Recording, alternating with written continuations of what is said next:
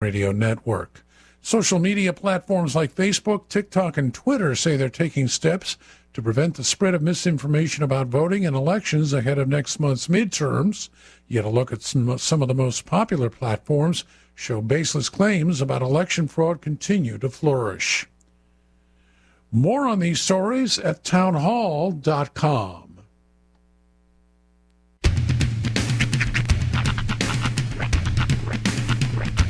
What in the wide, wide world of sports is going on here? I promise you, whatever scum did this, not one man in this force will rest for 1 minute until he's behind bars. Now let's grab a bite to eat. Yeah, come on. I feel the hot wind on my shoulder and the touch of a world that is older. I hit the switch and check the number.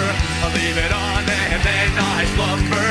I hear the rhythm ringing through it. Flamenco guitar and cumbia music. I hear the talking of the DJ. The Travelician, what does he say? I'm on a Mexican radio. I'm on a Mexican radio. Broadcasting live from high atop the J.P. White Building in downtown Roswell, New Mexico. It's Mornings with Mike Winters on 106.5 Roswell's Talk FM. Is that what I sound like when I talk? Now, here's your host, Mike Winters.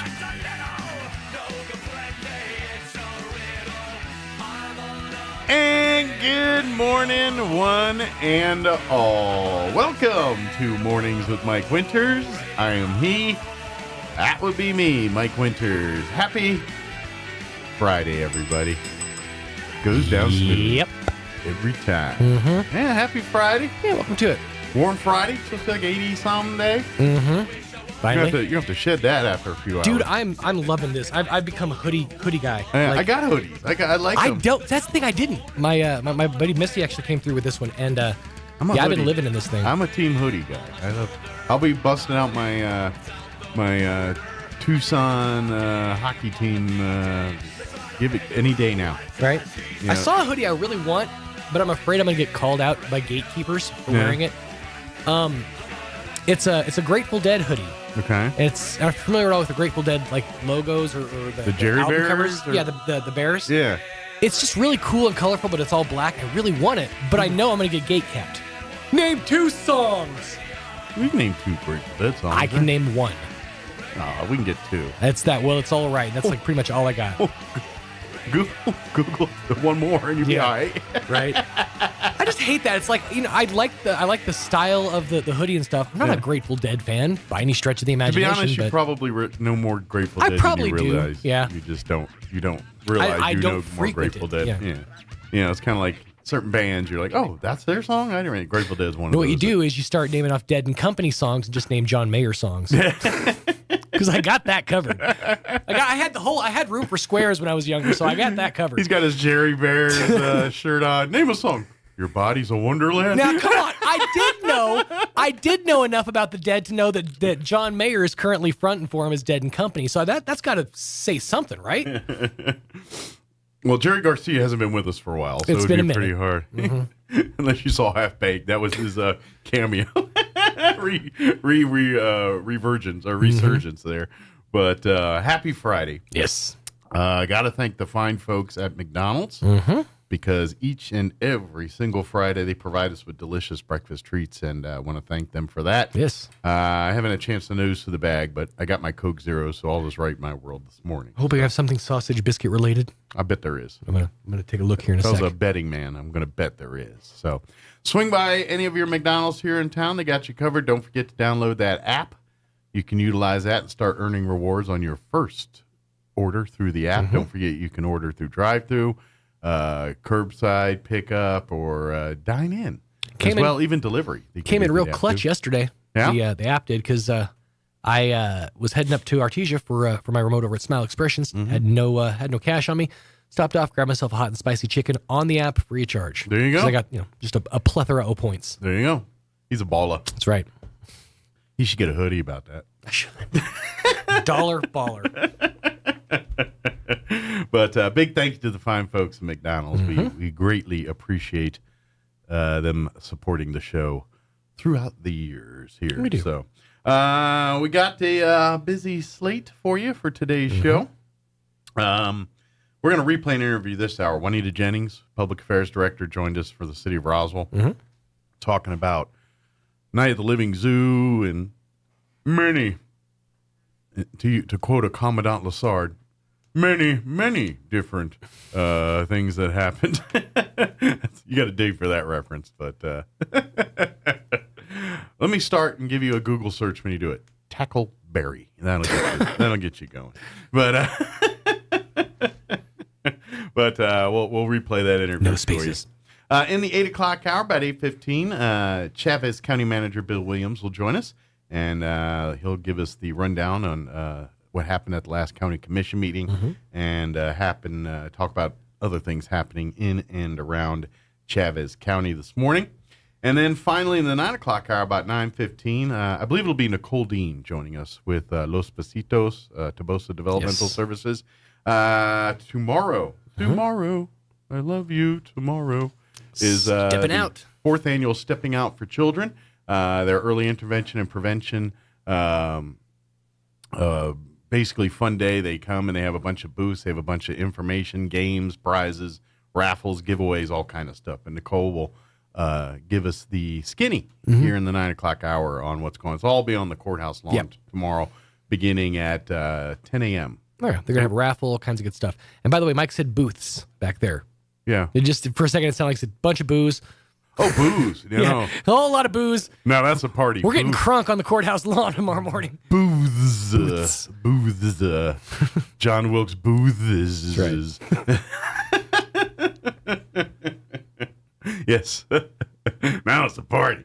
No. Booths. What's that said? Booths. You gotta find out for yourself. But gotta respect a kid who knows history enough to let out a sick burn. These kids were asked in this thing, if you could say anything to any president, living or dead, who would it be and what would you say? And this kid said, I would ask President Lincoln if he wanted to go see a play. That's pretty good. Well, that's like those T-shirts I see on Facebook. I haven't seen one in a while. And there was these T-shirts, and I think I've talked about it on the radio, but one of them has got a picture of Lincoln, and it says Ford's Theater, 1 star. And then there was one with George Armstrong Custer. It was just a picture of him, and it said, uh-oh. It's like, it's kind of funny. That's pretty good. Uh-oh. It said, uh-oh. I was like, too soon on that one? No, it's been enough time. The statute of limitations has moved on that one. Yeah, those are, I've almost gotten them. I've seen them and they've almost gotten me to get those, but I haven't quite pulled the trigger on those yet. So, but happy Friday. Yes. Don't forget football tonight. We have a plethora of football action for you as Goddard will be taking on the Bulldogs, and that will be have that on the radio for you on 106.1 FM Bureau for the Goddard perspective, Artesia perspective on 990 AM, and our FM translator in Artesia 93.7. Both versions of the same broadcast will also be on live streaming video, ksvptv.com. The video will be exactly the same. Just for you Goddard fans, you'll get Coach Deck and Coach Roy Ball calling the game for you, and then for Artesia fans, we'll get Joby and their normal group calling the games there. And of course, the Coyotes back on the road to Mayfield. We will have that game for you right here on this station, 106.5 Roswell's Talk FM. We will have video of that as well. ksvptv.com. We'll have Art and Kelly and Tanner Todd traveling to Mayfield to bring that to us here tonight. So we'll have all of that for you, live stream and video and radio as we get into district play here. So tune in, get out to, I guess it would be, it's here at the Wool Bowl, right? The Wool Bowl for the Goddard game, Yeah, the Goddard game's is Goddard's at home. So let's get out there, and you got to, there's going to be a sea of orange coming from Artesia. So you got to fill up your side. That's the one. Ortiz is going to come with their faithful. That's the one thing I wished yesterday is that I wished I would have worn a bright red shirt to that to Smile Expressions, because boy was it a sea of orange. Yeah, Sean is a alum of RHS. Ride till I die. I graduated from Thomas Stone High School Cougars. Rawr. Rawr. Which their mascot drove a Trans Am. By the way, he's one of the signers of the Declaration of Independence. Oh. That's, if you're like, who's Thomas? He's from Maryland. He was a landowner. And he preferred older women. What's that? Kind of, older women make beautiful lovers. That's his song. They understand. But, yeah, that's my alum, the Thomas Stone Cougars. Nice. It didn't have the same connotation back. I would imagine no. Back when I went to school there. I'm assuming it's still their mascot. I'm assuming they would change. Just a thirsty older woman with stretch marks and a C-section scar. Just looking at all the 20-year-olds. All right, it is 7:15. Probably should get the show started here. Let's go ahead and take a look at your weather. Still going to be warm for a couple more days. I'm meteorologist Steve Hamilton with your Pecos Valley weather. We may get some showers coming up by Sunday night and Monday, but our weekend looks good with high pressure parked over the area. Mid-80s and a little bit breezy today with a lot of sunshine. Down to 50 and clear for the overnight hours, and then we're looking at mid-80s, breezy and sunny on Saturday. Few clouds Saturday night, 80, breezy and sunny Sunday. That's your latest forecast. I'm meteorologist Steve Hamilton. Thank you, Steve. Currently 44 degrees here in Roswell. Humidity at 85%. Winds currently out of the north at 3 miles per hour. Sunny and 85 today. Nice and warm with west winds at around 5 to 15 miles per hour. Tonight, mostly clear with an overnight low of 53 degrees and west winds 5 to 10. For your weekend on Saturday, another warm one, mostly sunny, high of 84. Southwest winds 5 to 10 early, picking up 15 to 20 for tomorrow afternoon. Mostly cloudy tomorrow night with an overnight low of 58 degrees and south winds 10 to 15 miles per hour. Sunday, going to be windy but warm, mostly sunny and 82. Winds will be up out of the south 10 to 20 early. Later in the day on Sunday, increase in 20 to 30, gusting as high as 40 miles per hour. With that, bringing cooler temperatures and possibly some moisture. Sunday night, we're looking at a 30% chance of rain, mostly cloudy and breezy with an overnight low of 52.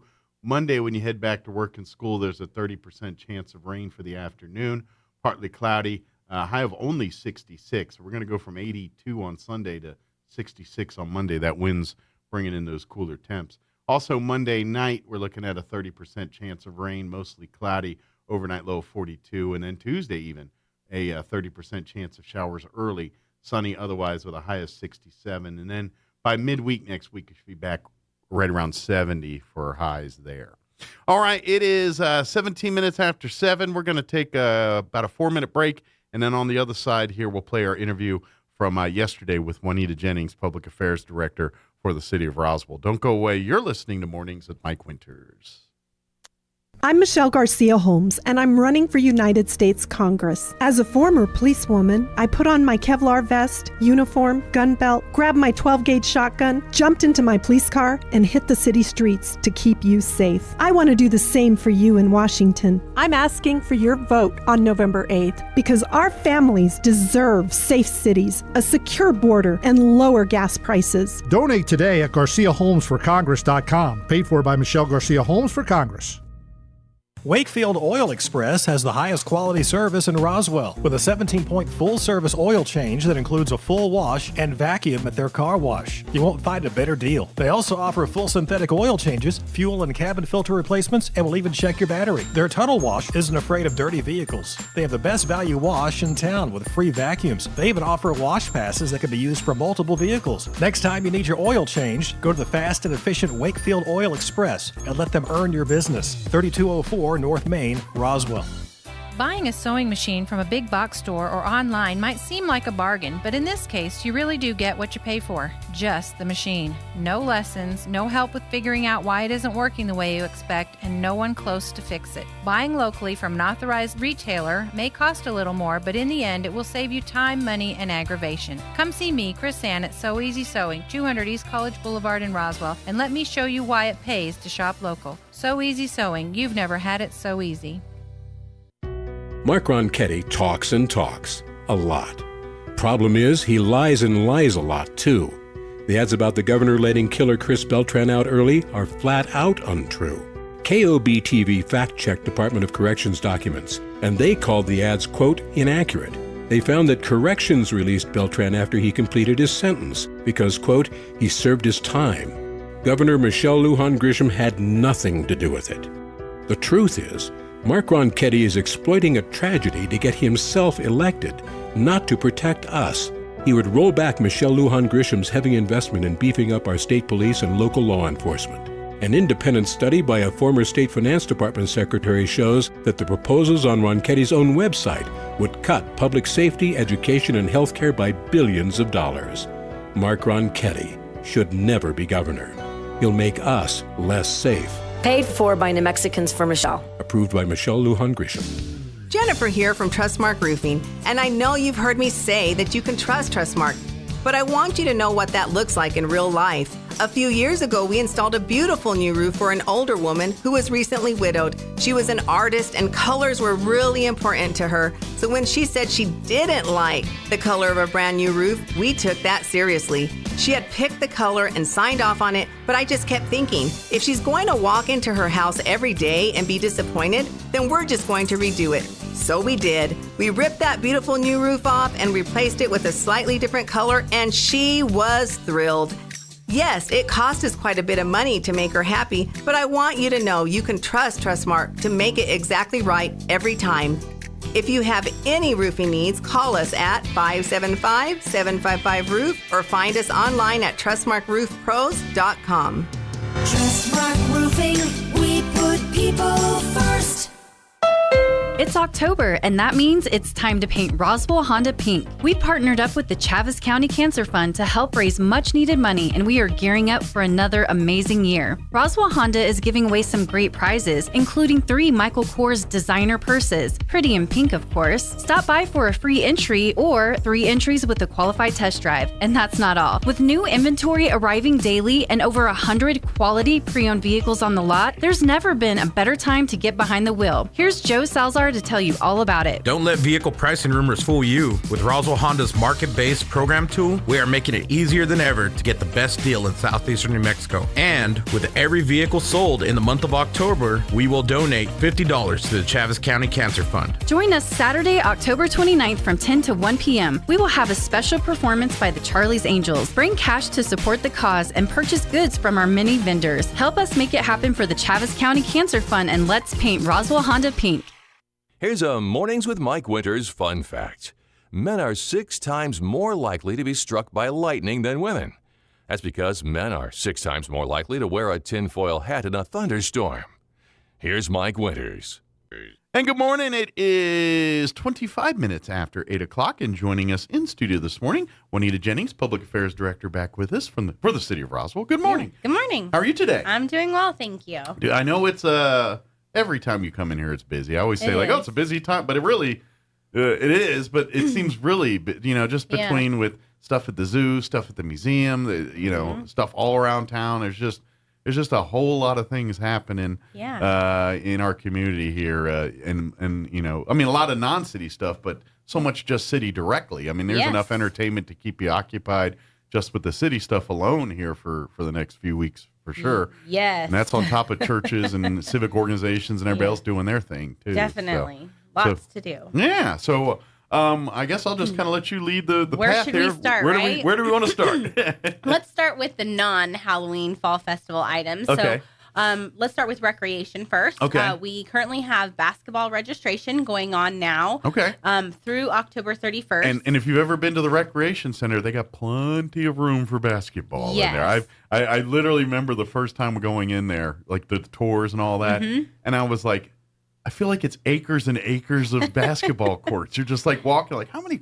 It was impressive how many. So trust me, they've got plenty of room and space. So they can have they have pretty good youth leagues going on through there. And so our biggest program in recreation is basketball, other than the soccer, but that's not really ours. But for the city, it's youth basketball. So we're currently registering the young ones, so 5 to 8 years old, boys and girls, and co-ed. Okay. You want to sign up at roswellconnect.com before October 31st. Okay, so before Halloween here. We anticipate there will be a wait list for the younger division. Okay. The older division, we have to separate again. Yes, we have this beautiful new recreation facility, but we just have so many kids in this area that want to play, which is a great problem to have. Yeah. It gets too crowded. So we are separating it out. Doing the young ones like we did last year first in November. Practices will start on November 7th. Games will soon follow. We will wrap up with the younger kids by the end of December. Okay. And then the older kids will begin in January. Quick question with the younger kids, you're talking about a waiting list and things. Is that because you also need more volunteer coaches and adults to referee and coach and do, be as part of the actual running of the season here? We're always looking for referees if you're interested. We do pay our referees, and then we are looking for coaches.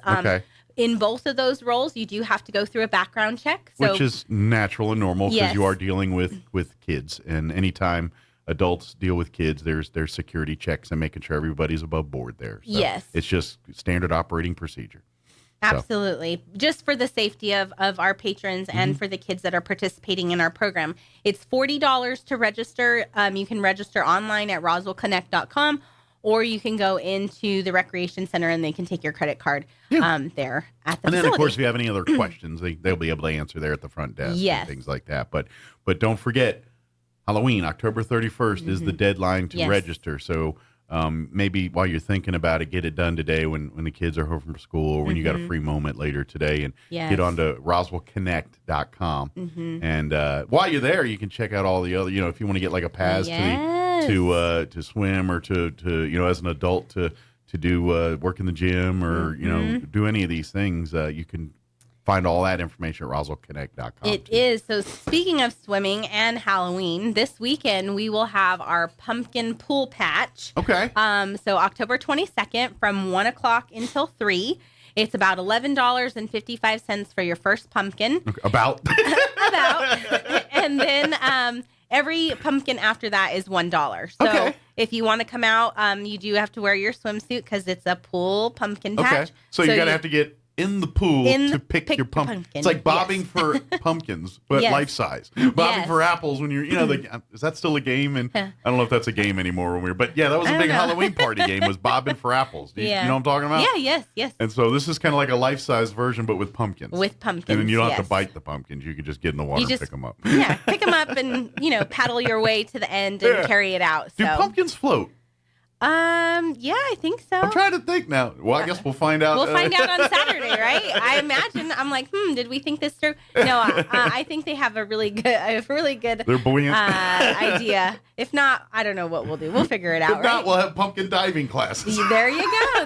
Because we do have swim lessons still available, so you can sign up for that too. But it should be a lot of fun. Our recreation and aquatic side, they're trying to do new programming to get people to come out there, not just for open swim. Of course, we have lap swimming, and then we have water aerobics and Pilates. I know several people that love the lap swimming, and it gets because and here's why I hear a lot of people like, because sometimes you go, because usually it's you got your lap and you got plenty of room to swim and do your thing, but depending on certain times of the day, you catch certain avid swimmers, and so if you like a little competition or a little bit. I know like one of our Thomas, our sales manager. Every time he goes there, there's certain people he'll meet. Like and they all swam in college or something, and so there's a little bit of camaraderie and trying to a little pushing each other and stuff like so. There's a lot of friends being made, and that kind of. God forbid they're in your lane, because those are the complaints that I get. This person's in my lane.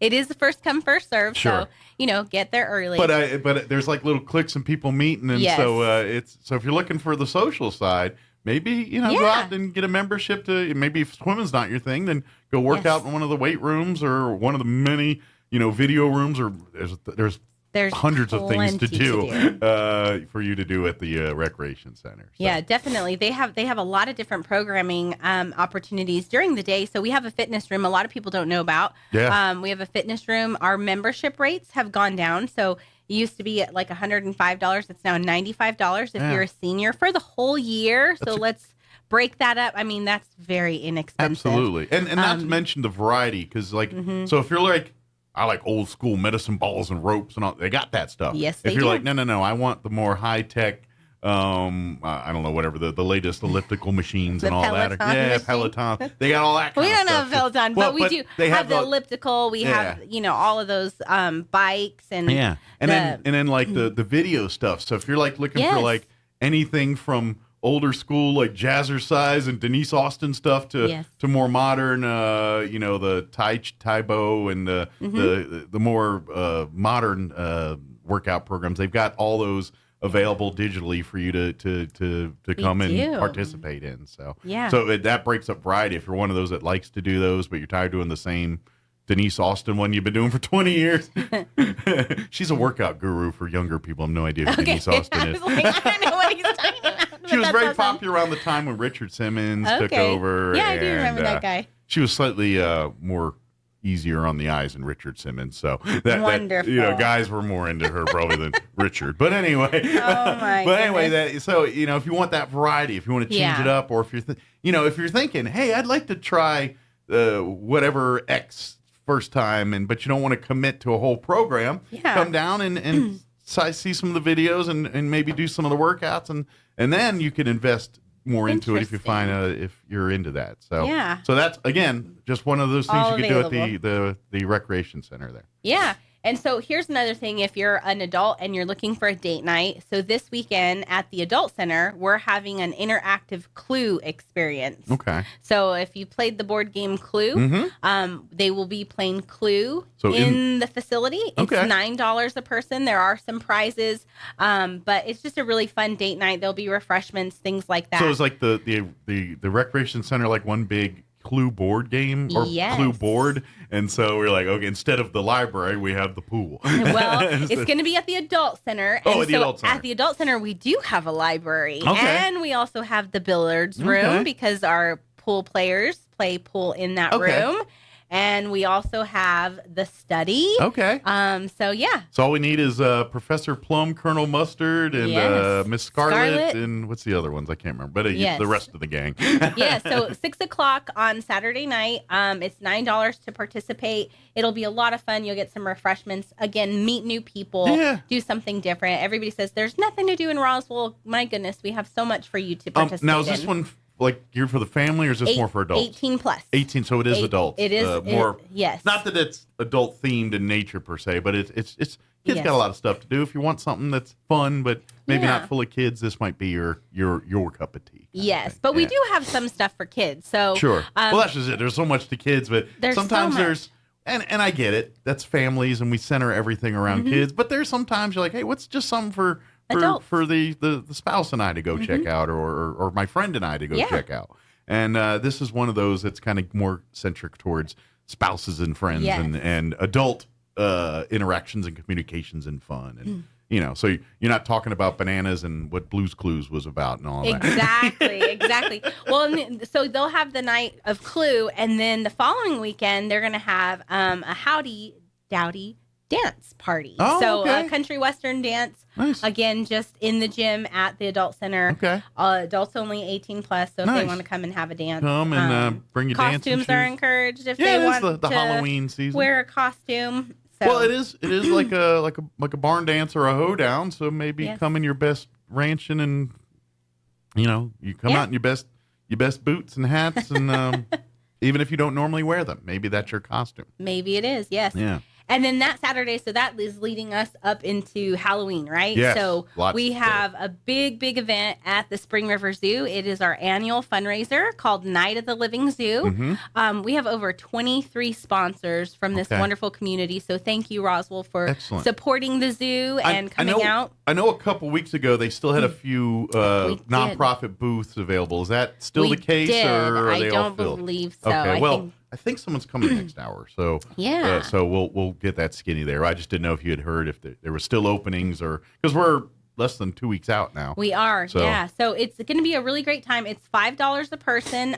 There, like I said, 23 different booths. You'll just kind of peruse around the zoo. There's going to be carnival games. There will be some little snacks to purchase if you guys are hungry or thirsty, things like that. But all of the proceeds from that night go directly back into the zoo. Nice.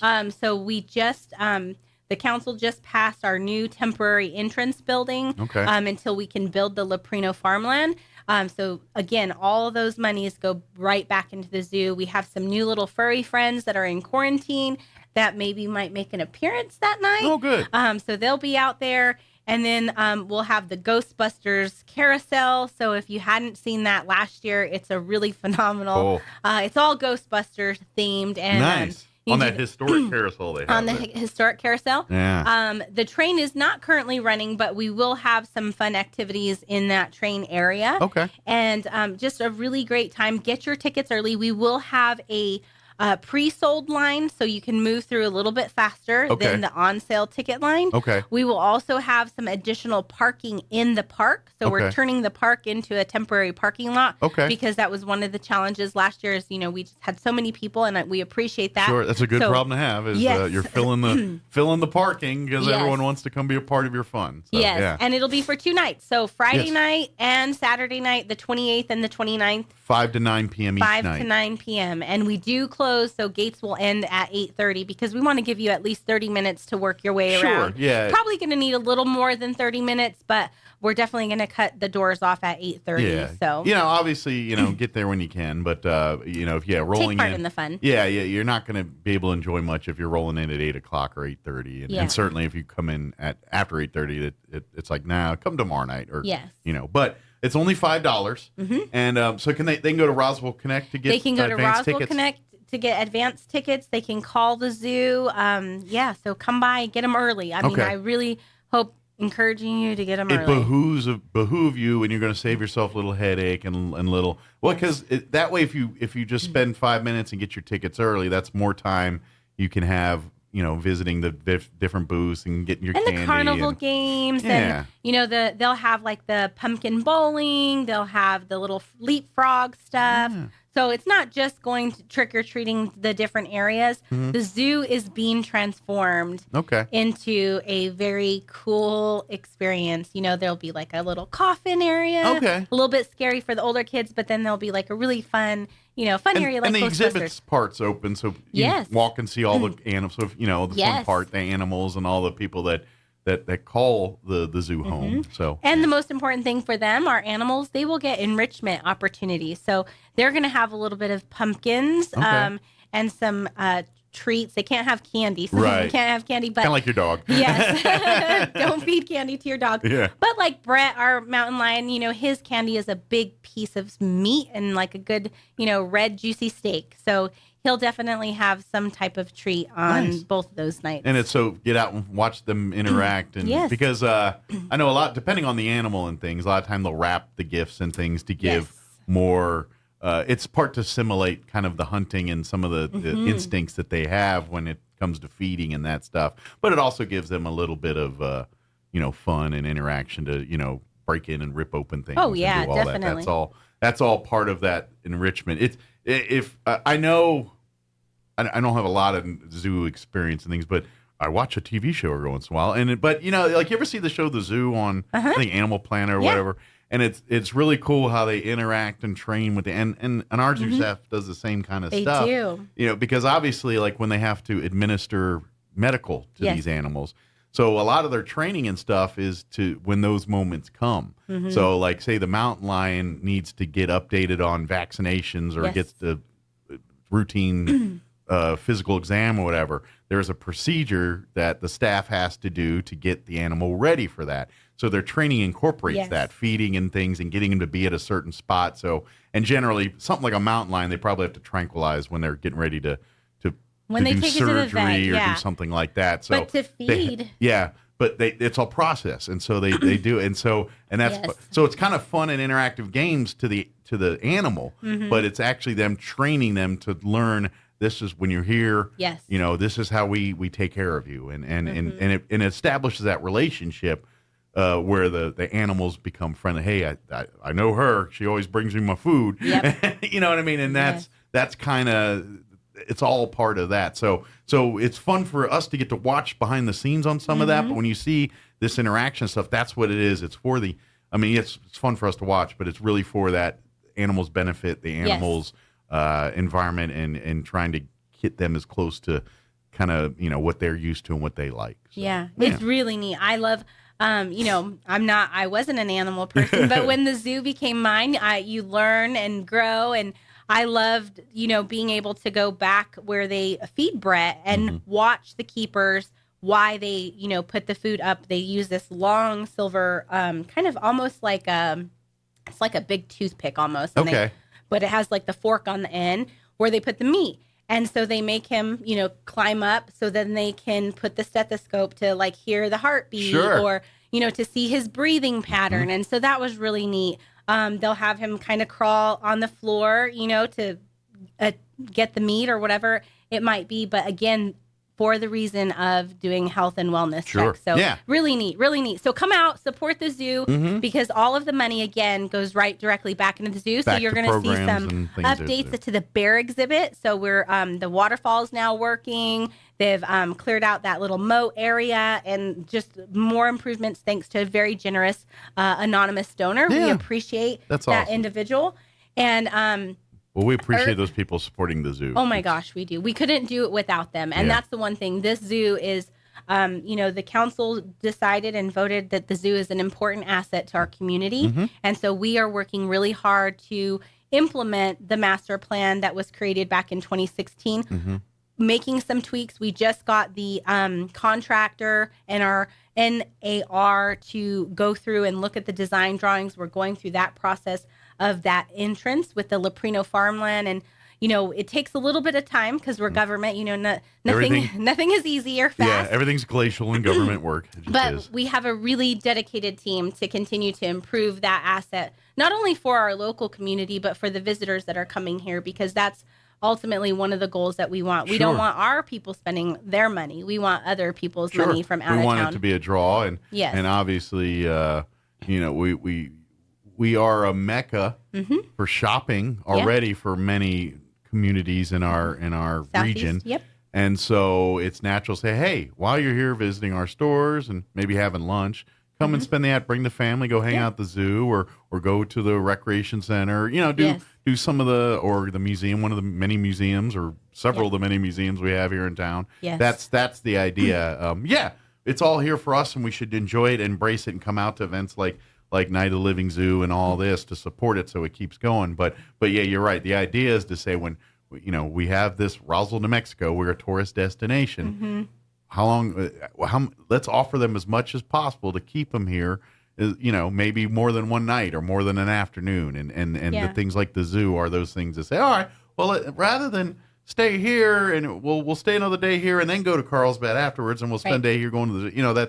That's the ideology, basically. So definitely. So that's what we're talking. Yep. And speaking of tourism, so Tuesday is our tourism talk. And it'll be at 1 p.m. at the Convention Center. And we're talking about UFO Festival 2023 and other tourist-related events. So we implemented the sports tourism sector of tourism in public affairs this past year for the last year and a half. And so we have some updates and would just love the community's feedback. So if you have time, bring your lunch, 1 o'clock at the Convention Center. It'll be from 1 to 2. It's 1 hour. We want to be very gracious and of people's time and commitments that they have, but would love their feedback on what they'd like to see overall from tourist events, not community events, but tourist-related events in the city of Roswell. So that'll be happening Tuesday at 1 p.m. at the Convention Center. And then the other couple of things real quick, because I know we're running out of time. We have the Spears Bubble and Magic Show that is coming to Roswell. So it will be here November 5th. I heard Sean doing the commercial and everything for it, but I didn't quite catch what it is. So kind of explain what this is. So it's this gentleman that comes out on stage, and it's a lot of theatricals. It's kind of like going to a Las Vegas show, Okay. but we're bringing that show to Roswell. Oh, nice. And so he is going to do magic and bubbles, a lot of audience participation. So if you get a VIP ticket, you might get called up on stage. Okay. He will put you in a human bubble. So there will be a human bubble. There will be bubbles that splash out with like colors and giant. So you might want to wear a raincoat. There will be some available for sale. A slightly Gallagher-esque type show. Yes. Not watermelon juice, but No. maybe bubble juice. Bubble juice. And then there will be the magic aspect. So just, again, lots of different interactive experience on stage using water, using bubbles, using soap, using colors, and magic. And Okay. so it's $15 a person for general admission. There's 4 shows starting on the 5th. Through the 6th, and then the VIP tickets are $25 a person.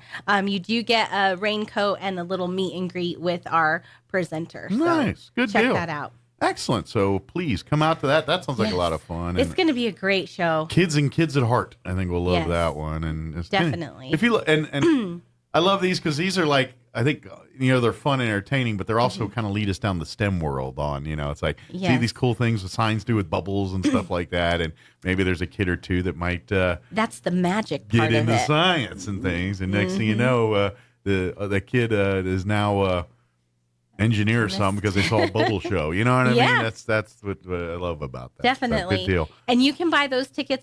They are at holdmyticket.com. Okay. So you can get your tickets online. That's for the kids. In about 2 months, and then I'll give you a little teaser. We are bringing the Cumbia Festival to Okay. Roswell. So we're going to have Mickey Cruz and a couple of other artists. It's going to be a dinner, dance, tacos, and tequilas, Okay. margarita bar. So again, a lively, fun, festive night of dancing, Yes. music, and delicious food and Yes. and tequila. and tequila, also on holdmyticket.com. So Okay. check it out. There's lots of opportunities. If I went through these way too fast, go to our website, roswell-nm.gov. Yes. And you can find all of the information Yes. online. Again, the 2 major Roswell websites, anything city government related, your water bill, things like that, roswell-nm.gov. Anything recreation, museum, zoo stuff like that, roswellconnect.com. Yes. And that's where you go. And if you have questions about any of that, don't hesitate to call City Hall. Yep. Or The shoot a Visitor message Center. on Facebook or something like that.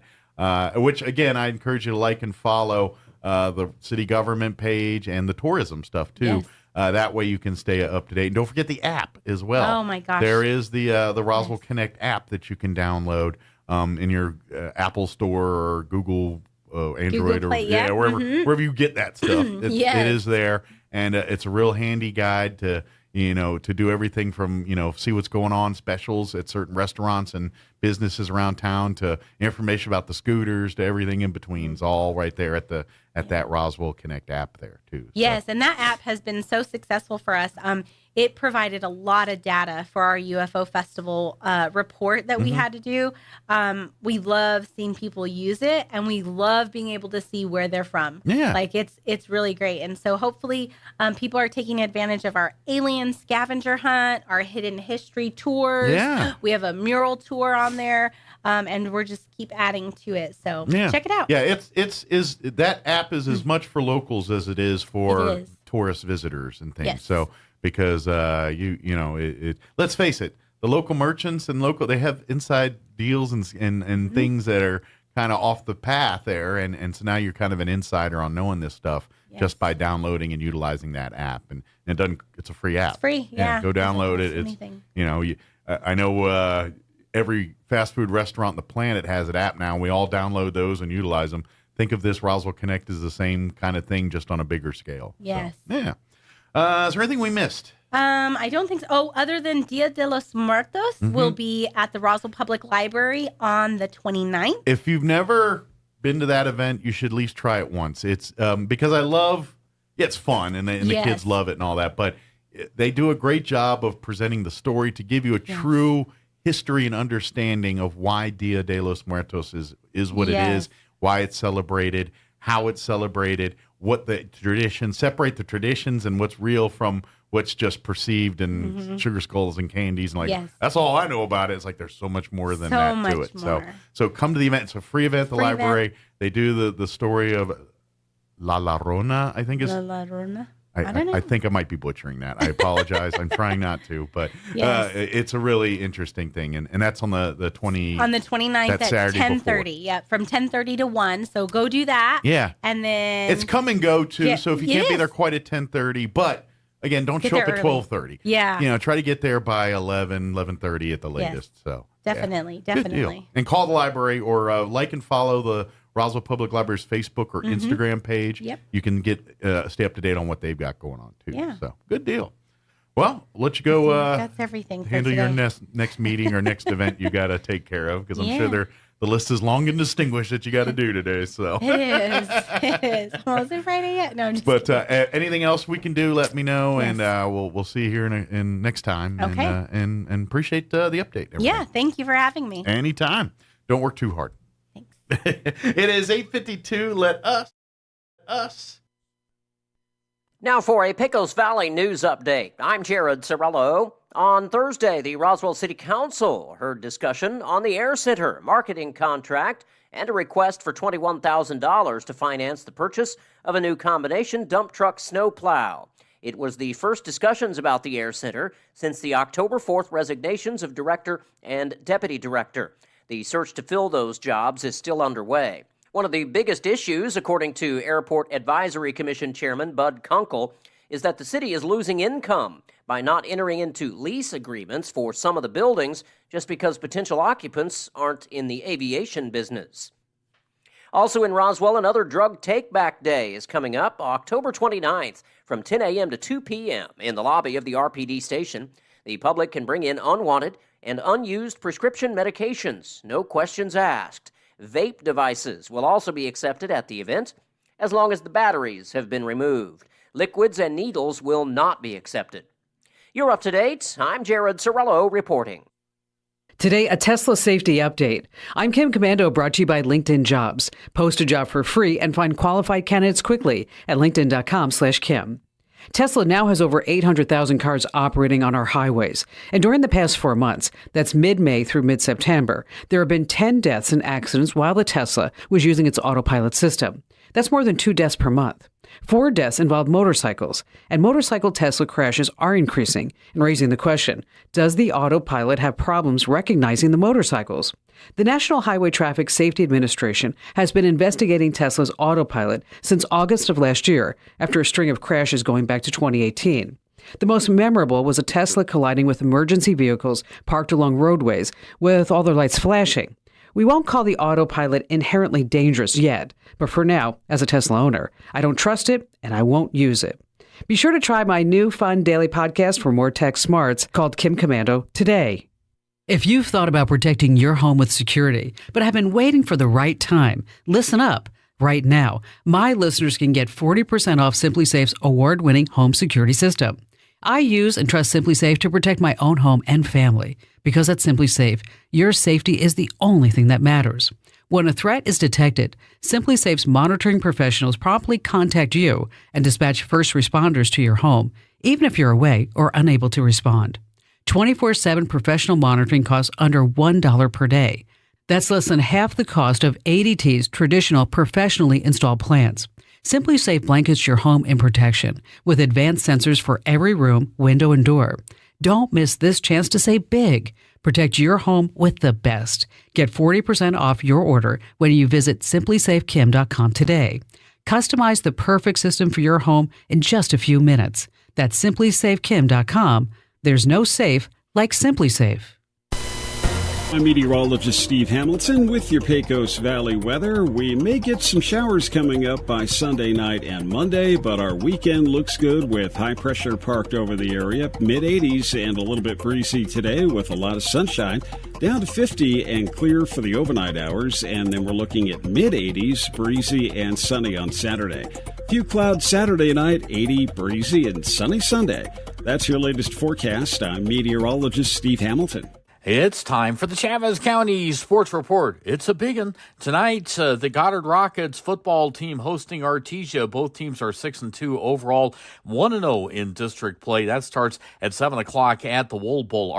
Roswell, meanwhile, playing in Las Cruces against Mayfield. Roswell lost to Artesia in its district opener last week. Also tonight, Dexter at home against Tucumcari. It's Hagerman playing at undefeated Jowl at 7 o'clock. Gateway Christian's undefeated. They're at home against Dora. And the volleyball score from last night, big victory for the Goddard Rockets, beating Artesia by a 3-1 count. Also in boys soccer, it was Goddard losing to Lovington 6-1. More volleyball? Sure. We've got it. Hagerman sweeping Jowl 3-0. It was Ruidoso beating Dexter, and that's all we got. The Sports Report brought to you by DSI. Call DSI for all your office technology needs. I'm Eric Butler at Roswell's Talk FM 106.5. With the Wall Street Business Report, I'm Bill Alexander. Stocks on Wall Street lost ground again Thursday, though the major indexes remained on pace for a weekly gain after a strong two-day rally earlier this week. Supreme Court Justice Amy Coney Barrett rejected a challenge to the Biden administration's student loan forgiveness program on Thursday, declining to take up an appeal brought by a Wisconsin taxpayers group. The order is a win for President Biden for now. There are other challenges making their way up to the high court. Walmart has agreed to pay $215 million to resolve claims its pharmacies fueled an epidemic of opioid addiction in Florida, the state's attorney general announced on Thursday. As part of the deal, Walmart also agreed to dispense 672,000 treatment kits to first responders in the state. Gasoline demand declines as recession fears weigh down oil market expectations. The national average is $3.83 a gallon. For the Wall Street Business Report, I'm Bill Alexander in Washington. How often do you think your way is the best way? Every time, right? How often do you find out that your way isn't the best way, but you keep trying to make it right even when you know it isn't? More than we would like to admit, don't you agree? In Proverbs 3, Solomon says, "Trust in the Lord with all your heart and lean not on your own understanding. In all your ways submit to him, and he will make your paths straight." Have you been relying on your own wisdom to live your life, but things just don't seem to be going very well? Are you lacking peace and contentment in your life? Maybe it's time to look to the Lord's wisdom to guide your life instead of your own. I'm not saying your life will be perfect when you follow Jesus, but you can find peace and contentment no matter what the circumstance. He leads you in the right way when you follow him every time. And even when life is hard, he will give you the strength and love to make it through. Join us at the Country Club Road Church of Christ for worship at 10 a.m. on Sunday, located on the corner of Country Club and Washington in Roswell. This is an urgent appeal to vote in this upcoming election. The governor, with the full backing of the progressive liberals, has shut down our businesses, schools, damaged our communities, and your freedoms. Elect people to political office who will combat and resist the liberals' ruinous policies. Liberty is the key to prosperity, and we must elect people who will fight for that cause. Vote for Greg Nybert for State Representative District 59, and for Republicans who will restore our rights in our state and nation. Paid for by Greg Nybert for State Representative. Richard Taylor, Treasurer. October is Breast Cancer Awareness Month, and early detection saves lives. Take care of yourself by staying up to date on your mammograms at Artesia General Hospital. Their 3D mammography brings you the most accurate technology with your comfort and convenience in mind. Appointments average just 15 minutes. If you're a woman over age 40, you don't need a doctor's referral to schedule a mammogram. Remember, early detection saves lives. Request your appointment today at artesiageneral.com/mammogram. You're invited to the annual Veterans Day Parade and Celebration, Saturday, November 12th, beginning at 9 a.m. on the Chavez County Courthouse lawn. Featuring guest speakers Sean Nicholson, music from Matt Miller and Tom Blake, and the laying of the wreaths by the Cub Scouts. The parade begins at 10 a.m. and moves north from the courthouse to the Wool Bowl. And enjoy special displays and food vendors after the parade in the Wool Bowl parking lot. To be a part of the event, contact Stephen Lee with the American Legion at 720-272-1455. Join us Saturday, November 12th, 9 a.m. on the Chavez County Courthouse lawn. Sponsored by Roswell Ford. Attention Roswell, the True Unity Prayer Walk around Roswell City Hall is this Sunday at 2 p.m. Come join Gary Smith for a True Unity Walk and prayer meeting of repentance for the healing of this nation. 1 Chronicles 7:13 and 14, as well as for the healing of the discord and disunity within the true body of Christ. Prayers will be said at the end of the walk, so if you can't walk, you can still be a part of this move of God. Sunday, October 23rd, 2 p.m., Roswell City Hall. We'll see you there. Republicans and Democrats are pulling together to elect District Judge Eileen Reardon. Why? 32 years of legal experience, over 25 years experience in water law, including the Pecos River, Capitan Basin, the Ogallala Aquifer, and the Carlsbad Irrigation District. She was born and raised and educated right here in New Mexico, graduated from NMSU and UNM Law School. Vote for 5th District Court Judge Eileen Reardon, Division I, Eddie Lee, and Chavez County. Paid for by the Committee to elect Judge Reardon. Steve McCutcheon, Treasurer. I'm Judge Reardon, and I approve this message. Here's a Mornings with Mike Winters fun fact. You burn more calories sleeping than you do watching television. For the ultimate workout, fall asleep in front of the TV. Here's Mike Winters. And good morning. Closing in on 8 o'clock. Stay tuned next hour, about 8:15 or so. Chavez County Manager Bill Williams scheduled to join us, give us an update on what happened at the last county commission meeting and other things happening in and around Chavez County. And then we'll talk with the folks from Tobosa and Los Pasitos in the 9 o'clock hour, talking about their Stepping Out event happening on the courthouse lawn tomorrow. So that's what we got going on. Town Hall News coming up next. We'll be back on the other side. Don't go away. Hugh Hewitt is now in Roswell on 106.5 FM KEND Roswell. Breaking news this hour from townhall.com. I'm Jeremy House. Ukrainian forces have continued to pile the pressure on Russian positions in occupied Kherson, targeting resupply routes across the Dnieper River as Kiev inches closer to a full-scale assault to retake the strategic southern port city.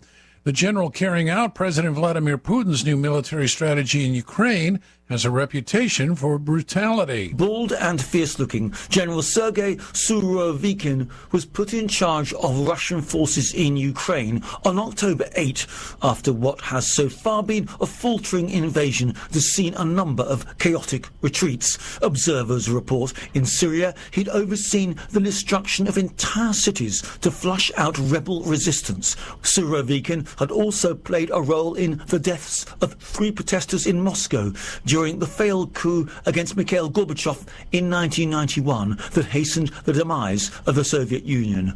I'm Charles de Ledesma.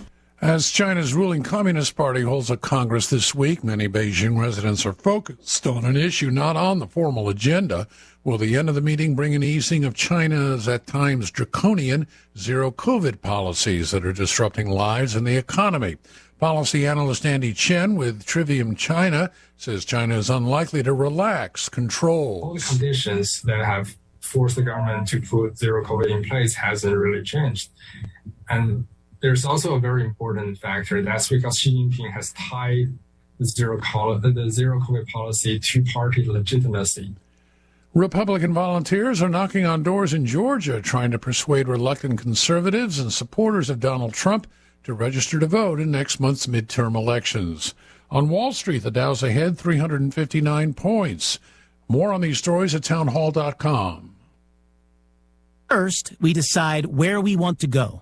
Then we need to know the best way to get there. Hi, my name's Adam Barada. I'm the owner of Advantage Gold. We're the highest rated precious metals firm in the country. We teach people how to own physical gold and silver. Now, we've won the Best of TrustLink Award 4 years in a row because we educate our clients on how to buy gold and silver the right way. We don't pay celebrity spokespeople millions of dollars. We'd rather pass that value on to you. Call 800-900-8000 and speak with one of our experts. We'll send you a free gold kit along with my latest #1 national best-selling book, The Great Devaluation. Call 800-900-8000. That's 800-900-8000. Get the best information, the best process, the best service, the best value. Call Advantage Gold at 800-900-8000. Call 800-900-8000. Advantage Gold is not an investment advisor or a tax advisor. Consult with your financial advisor before investing.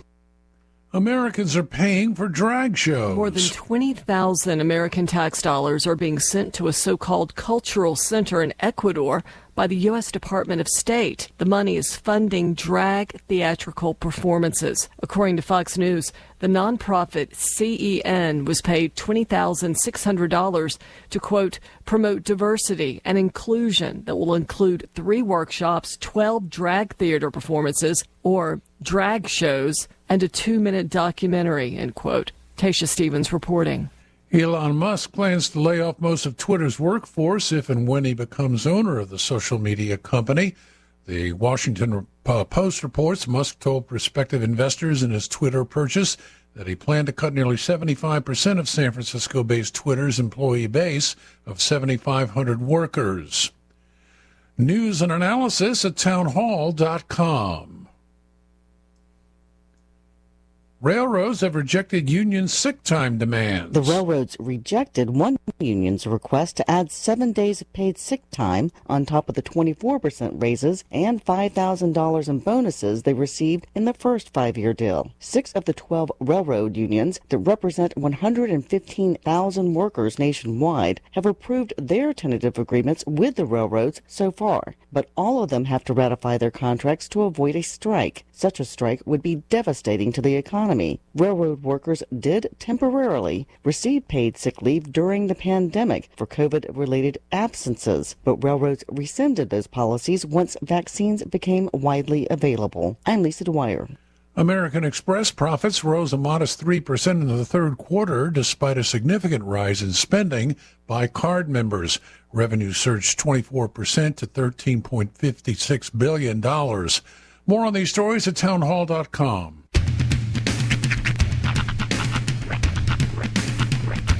What in the wide, wide world of sports is going on here?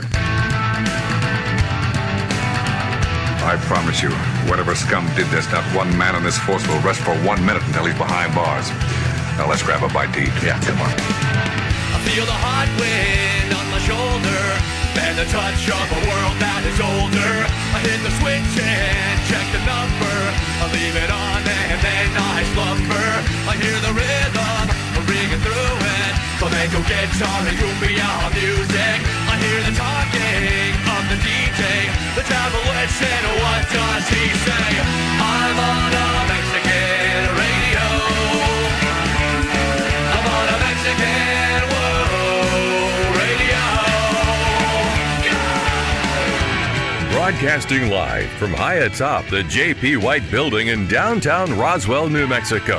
It's Mornings with Mike Winters on 106.5 Roswell's Talk FM. Is that what I sound like when I talk? Now, here's your host, Mike Winters. And good morning. It is 6 minutes after 8 o'clock. Welcome to hour number 2. The deuce of Mornings with Mike Winters right here on 106.5 Roswell's Talk FM. Happy Friday! Woohoo! We Welcome made to it. The weekend is upon us. Another one. Yes. I ain't hating, by the way.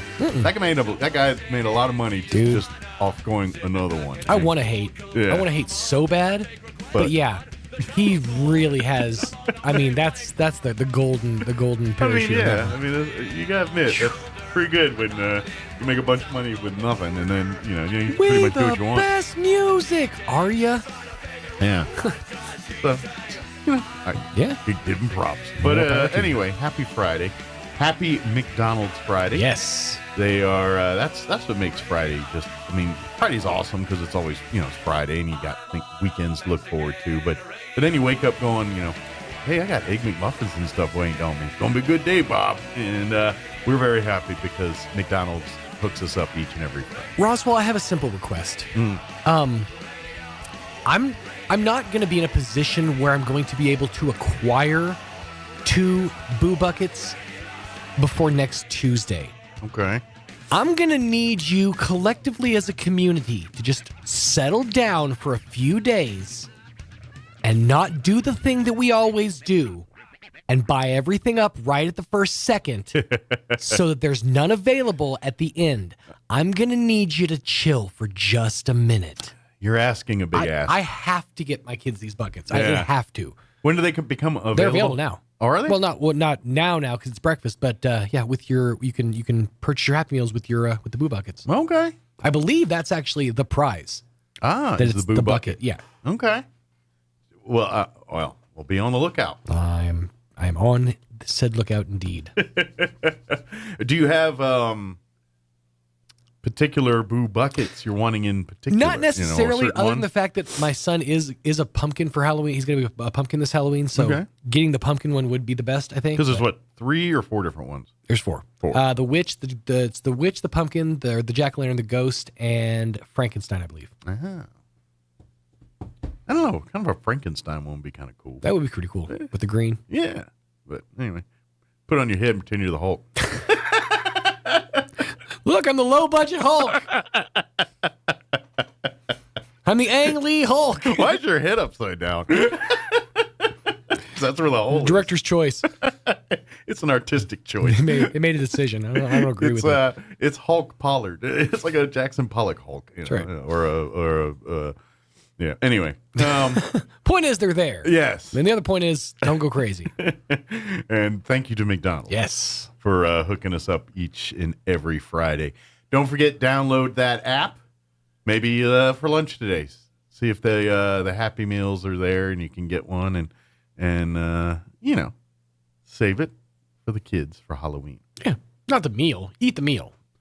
Inside. Yeah. You might want to save the bucket for the kids. Save for the Halloween. bucket for the kids for Halloween. Mm-hmm. Although you do you, but you might get sick. Just saying. Dad, there's still nuggets in here. Eat your nuggets and hush. But thank you to McDonald's. We got Bill Williams, Chaves County Manager, going to join us here later this hour to discuss the last county commission meeting and things happening in and around the county. I think I'm going to check it out. But I think Clerks 3 is on Apple Plus today. Nice. So I might have to go watch that this weekend. I definitely want to check that out. See, there's a lot of things that are happening behind the Apple Plus paywall that I'm not. It's not enough yet. It's that's there. just it. I got it for free when I got my iPad a couple years ago, and then I just kept it going. So I literally pay $5 a month for something I barely use. Right. Shocking. But you use it. You actually watch stuff on the I Apple have Plus watched app. stuff, but of my streaming services, Apple Plus is the least watched. Sure. As soon as the new Ted Lasso comes out, I'll be all over it because I do enjoy that show. I do really want to start checking that one out because, again, it's a Bill Lawrence project. So I've Ted Lasso by far is my favorite thing on Apple Plus. And I imagine that's the case for 90% of people that have Apple Plus. Sure. They're moving into season 3 now? Yes, 3rd season. Okay. And they had a huge twist at the end of season 2. So people what are... twist? Yeah. So a lot of people are... for a show like that, it's a big twist. Dude, I understand. Yeah. I watched Scrubs, so I understand those big twists. The twist at the end of season 1 is maybe one of the best twists in the history of television. The part that that gets... And I don't want to say too much without spoiling it, but there is a character in the first 2 seasons that you kind of like and root for, and then there's moments where you kind of, what a jerk. And then he turns heel at the end of season 2. Oh, snap. And so that makes it kind of interesting. Ned Flanders goes gangster. All right. Kind of. It's like Ned Flanders turns evil. It's in the same vein. Zed Flanders. By the way, watch whatever the recent Simpsons Icons on Earth. I watched it yesterday. You're just rubbing it in. Yeah. Well, this one was all about the writers and Sam Simon and the end of Sam's if you know the history of the Simpsons, you know Matt Groening or however you say his name, he's kind of listed as the creator because it's the original cartoon, The Simpsons, was his. But Brooks. James L. Brooks. He was the executive producer and showrunner, I believe. He was the executive producer. He did stuff like Taxi. Yeah, he was known for Taxi and I think Mary Tyler Moore. Yeah. A couple other shows. And then there was Sam Simon, and then there was another guy, which the name just went right out of my head. But Harry Sheet. No, that's sorry. No. It was Groening, the creator, and then it's like if you look at the credits, it says created by, and then it says developed by Sam Simon, Brooks, and this third guy. Mm-hmm. Sam Simon is credited with he was a writer, right? And he also was writing on Taxi, and he did a couple other. He was kind of very established in the sitcom world, prior to The Simpsons, and he's the one that's credited with creating the writing team, for The Simpsons, and pretty much all of The Simpsons main tropes that they're known for. Yes, the trope like the chalkboard writing, the couch scene in the credits, all that Sam Simon. So the eat my shorts and the things that you know and love The Simpsons for, 90% of that came out of Sam Simon's brain and his side of things. But they had like an all-star writing team. They like all the guys he recruited were like these no names from Harvard and all that, and now they're big names, but like Conan O'Brien. Yep. You know, but Conan O'Brien wrote. He was an SNL writer. He was an SNL writer, but he was responsible for writing some of the best episodes of The Simpsons in the entire 30 plus year history. It's largely known that The Simpsons sort of like died after season 9.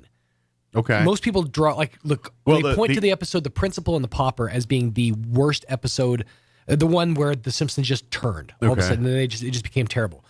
And they're saying season 33, which they're in now or just finished, I think, is like a renaissance for them, that they're doing great things again. But all of those episodes were, that writing team, that Sam Simon, James L. Brooks, that amazing superstar team. I'm curious to see. That really kind of broke up around season 5. Which is, I never saw the breakdown of that and how it actually went down. Because I used to listen to the commentaries like on all of these. Well, a lot of there's an episode.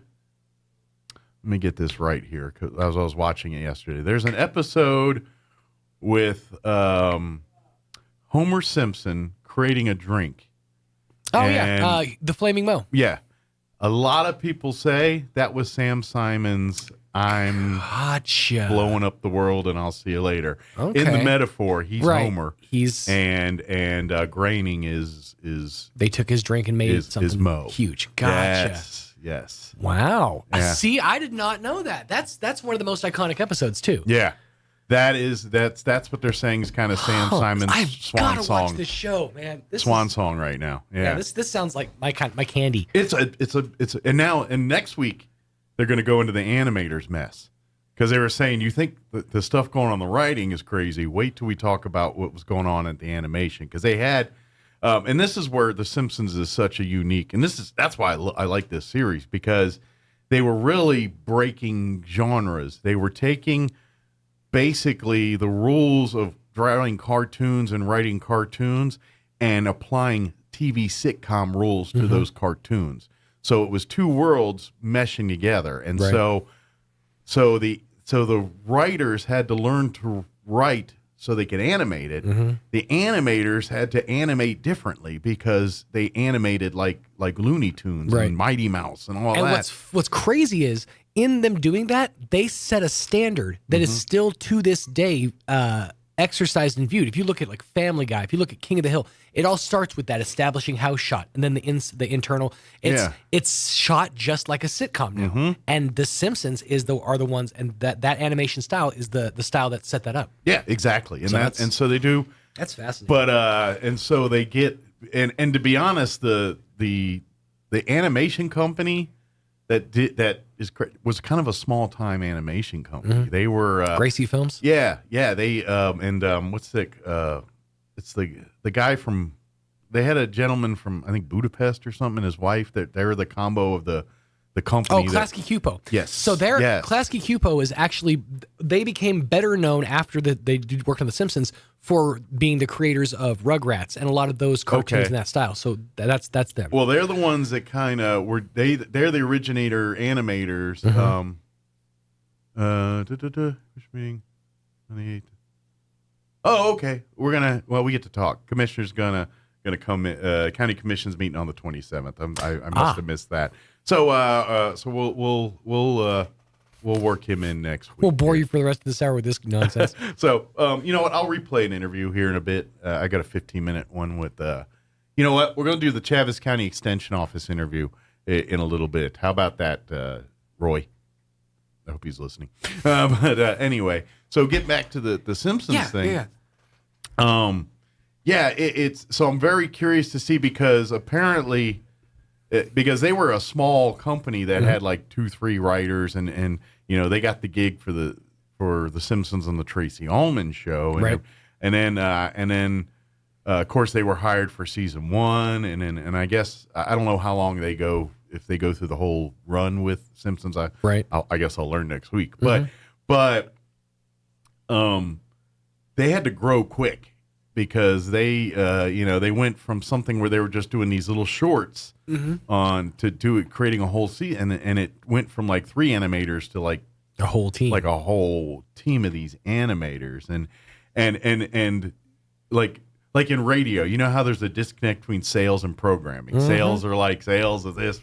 Writing and animating was kind of the same way. They for both them. have their thing that they want to accomplish. Yeah, and because let me give you an example.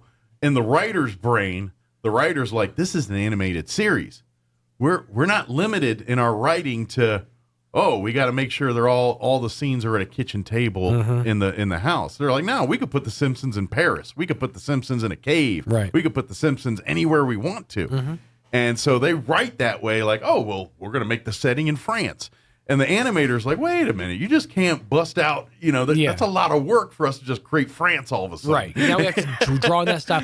There's actually a whole thing, and I don't know if this is, maybe they even referenced it in this episode, but where Bart ends up, there's something that happens where they end up having to go to Australia. Okay. And there was the whole episode is animated in Australia, so it's obviously a completely different type of vegetation, completely different type of species of animals that they had to like research and find out about, and it was just a whole bunch, like signage in Australia is different than it is here in the States. Like shapes of signs and like stop signs look different.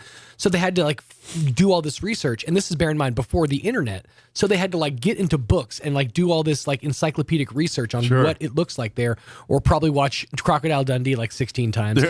That's how we used to go to Australia. Right. And replicate that style.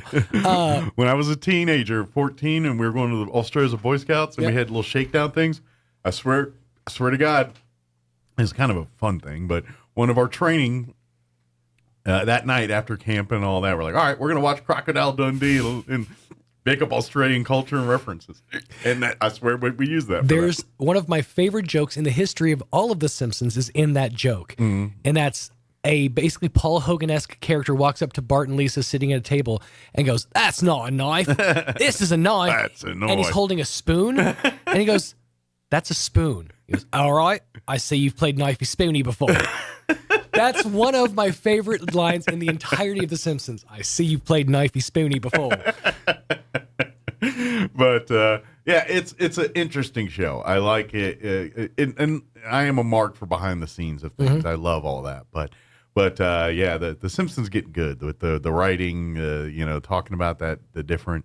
And by the way, Sam Simon made out just fine. He's passed away now. I think he died of cancer or something. Oh, really? See, I knew he wasn't with us anymore. I didn't know how it happened. I want to say it was cancer or something along those lines. Only reason I know that because he used to be a regular guest on Howard Stern show. Really? Yeah, after the years, because he would go on there and talk just Simpson stuff and whatever, but he would also talk about the rift between him and Matt Groening. See, and I'm surprised he didn't have like an NDA or something. He may have. Well, if he did, then I'm sure. I don't think he.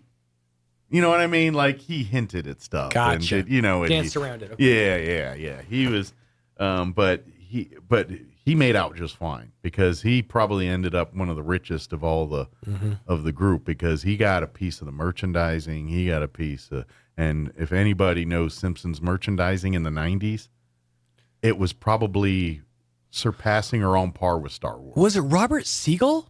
Seagal, the other writer that you were talking about? Maybe. I'd have to look. It's in the credits. Okay, I can't remember if that's the one. I had to do a Google search. See, and this is I've mentioned this before, but this is how much of a Simpsons nerd I am. For a good portion of the first, like when they were regularly putting out the DVD box sets. I was in college at the time, and I didn't have like cable, so I would get the box set and I would just sit at home and watch the DVDs with the commentary every episode and find all this back behind the scenes stuff. So I know a lot of this stuff, but I don't know it from the perspective of we're all patting ourselves on the back and it's all good. Yeah. I haven't ever seen like the let's get down to the nitty gritty of it all. Yeah. Well, I know this, according to the documentary by Sam Simon, thanks to his, writing his severance package, he probably made about $200 to $300 million off The Simpsons. Wow. Yeah. Nice. Yeah, he doesn't have to work anymore. He wasn't struggling to put cheese on his Whopper. By the way, yeah. You know what I found out? I was watching this thing about all the stuff about Liz Truss, the now ousted former British Prime Minister of Great Britain. 44 days she lasted, but in the short span of time that she lasted, she qualifies for a £119,000 a year allowance for life. Okay. That's good work if you can get it. So this is how we solve. So how much again? £119,000. I think it's basically like $100,000. That's not bad. A year. That's I don't know the cost of living in London, but I'm sure it's but she for doing nothing. But that plus she could probably write a book deal, or she could write a book 45 days worth of work or whatever. How long she was in office? She could do a book about I was not only the shortest serving prime minister, but also the one who served or presided over the death of the Queen. So she's there. She's got a book deal waiting for her, basically. Yeah. So yeah, she's not going to be struggling to put cheese on her British Whoppers.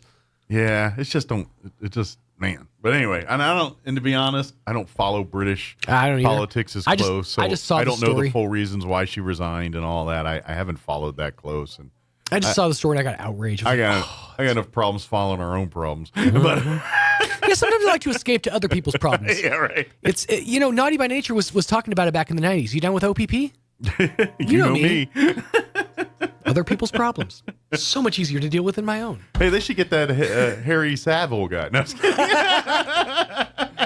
he's a little busy. Yeah, busy being dead. And having his name, run through the mud. Well, geez, after watching that documentary, I'm surprised that's all he got done to him. What a creepazoid. Shocked he was able to keep it all under wraps for as long as he did. I know. That's just it. Thing.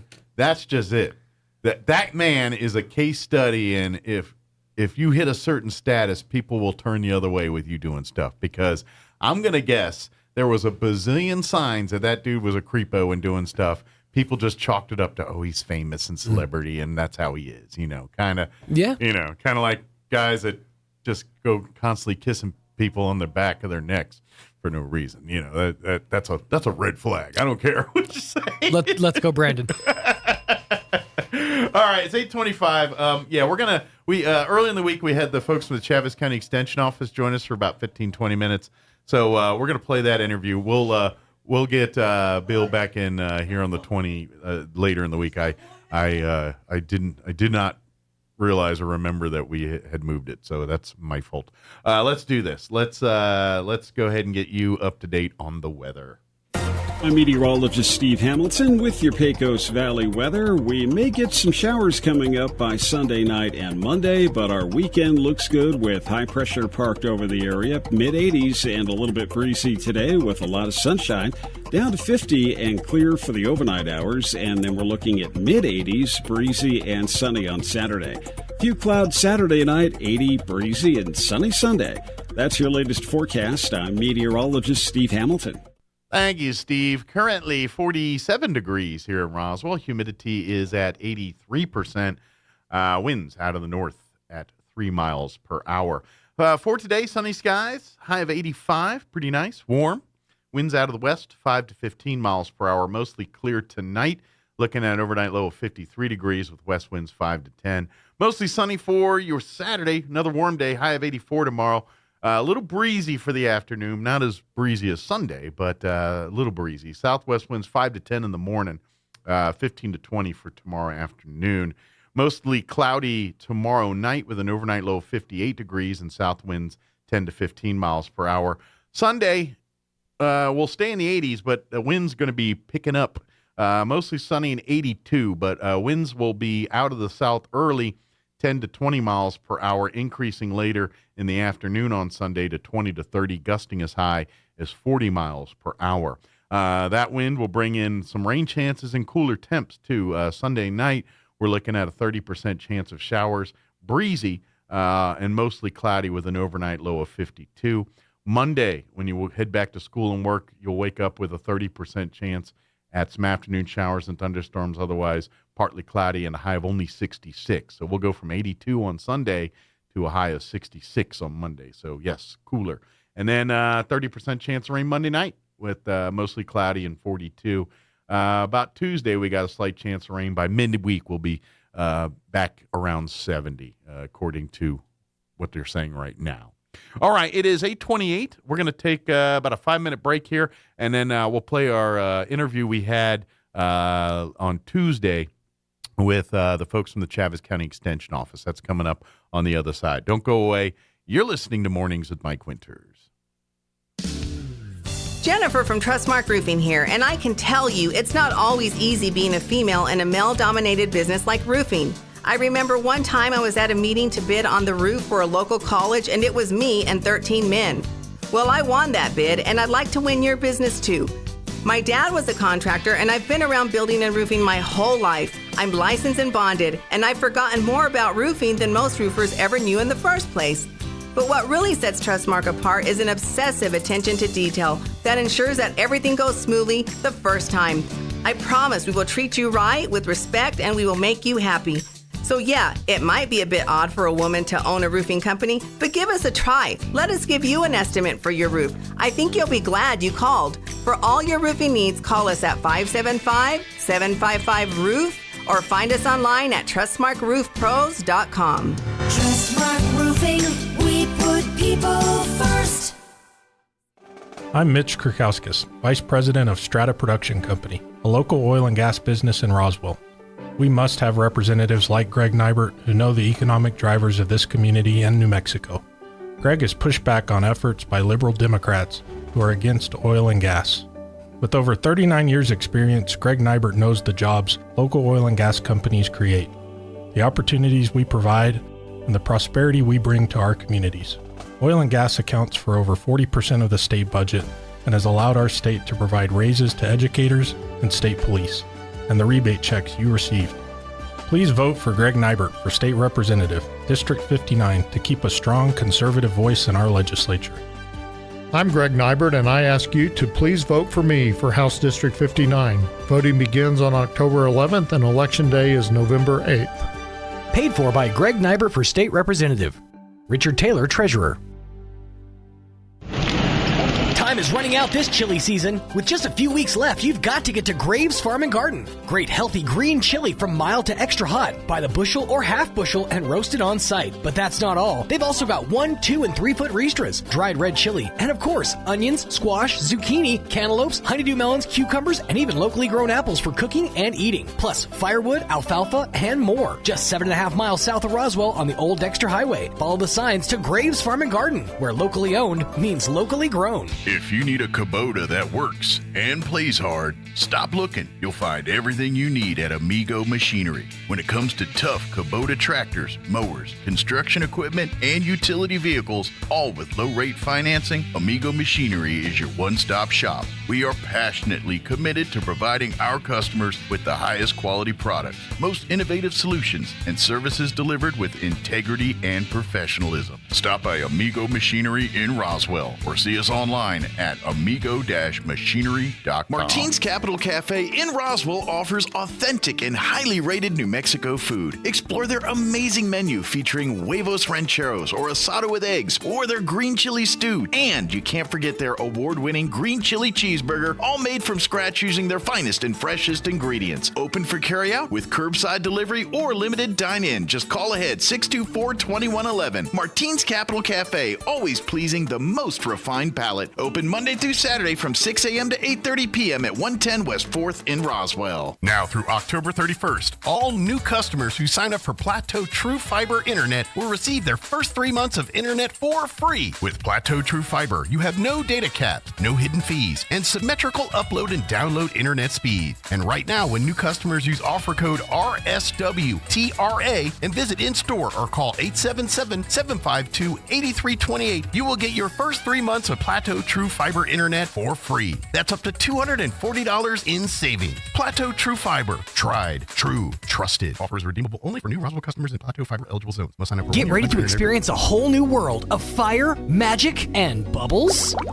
The City of Roswell presents Spheres Bubble Show, Saturday and Sunday, November 5th and 6th, 2 p.m. and 5 p.m. at the Roswell Convention Center. Join Blaze Rhines, featured on Season 13 of America's Got Talent, for an immersive and interactive experience, a unique intersection of magic and science that your whole family will never forget. Tickets are just $15 each, or $50 for a VIP 2-pack featuring meet and greet photo and a raincoat for the show. Get tickets now at holdmyticket.com. Spheres Bubble Show, November 5th and 6th at the Roswell Convention Center. Buying a sewing machine from a big box store or online might seem like a bargain, but in this case, you really do get what you pay for. Just the machine. No lessons, no help with figuring out why it isn't working the way you expect, and no one close to fix it. Buying locally from an authorized retailer may cost a little more, but in the end, it will save you time, money, and aggravation. Come see me, Chris Ann, at So Easy Sewing, 200 East College Boulevard in Roswell, and let me show you why it pays to shop local. So Easy Sewing. You've never had it so easy. Here's a Mornings with Mike Winters fun fact. A group of 12 or more cows is called a flink. If you have only 11 cows, that's called a lot of cow pies. Here's Mike Winters. Morning, it is 8:44, and we got the trifecta in today.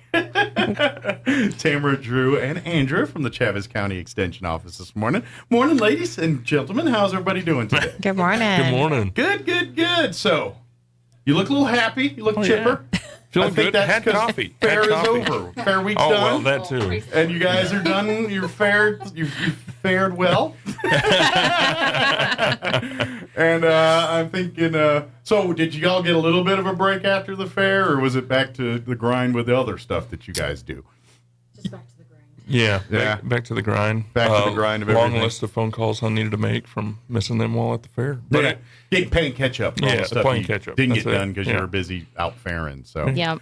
Well, first overall, I mean, yeah, we got a little bit of weather, but I think for the most part, it was a great fair. Oh, I mean, my other than the gosh. fact we got Fantastic. some rain. The livestock shows were great. None of those got rain delayed or Oh, no. because that's all under the ring. Yeah. So yeah, that usually doesn't get interfered with unless some real crazy stuff happens out there. But yeah, all that went down. The kids, I mean, everyone had a great time in that week that I know of. Despite people got a little wet, but for the most part, I think everyone loved the fair this year. It was really good for the ice cream parlor because it made everybody come inside. I'm about to say. And so they Yeah. got more ice cream. Yeah, indoor facilities like the ice cream parlor. Yes. And I don't care what temperature it is outside. Ice cream's good. It I don't is. care if it's It 20 is. degrees out or 87 or 102. It's good. It's hard to beat a good milkshake. And to be honest, when it's cold out, you get to enjoy it better because if it's 102 out, you're like, I got to get this thing down quick, otherwise it's going to be goo. Whereas when it's like 30 or 40 out, you're like, oh, it's like eating ice cream in the freezer. You take all the time you want, just kind of lick it. I'm going to lick it in an hour from now. It's still going to be here. So anyway. But everything went well. I'm assuming y'all raised some good money for 4-H. Yes, we did. We were very much supported by the community. So Thank you. thank you to everyone that came in and supported us. Thank you, and to all our lactose intolerant friends that braved the ice cream shop anyway. We salute you. You're heroes. Your family may hate you, but we think you're heroes.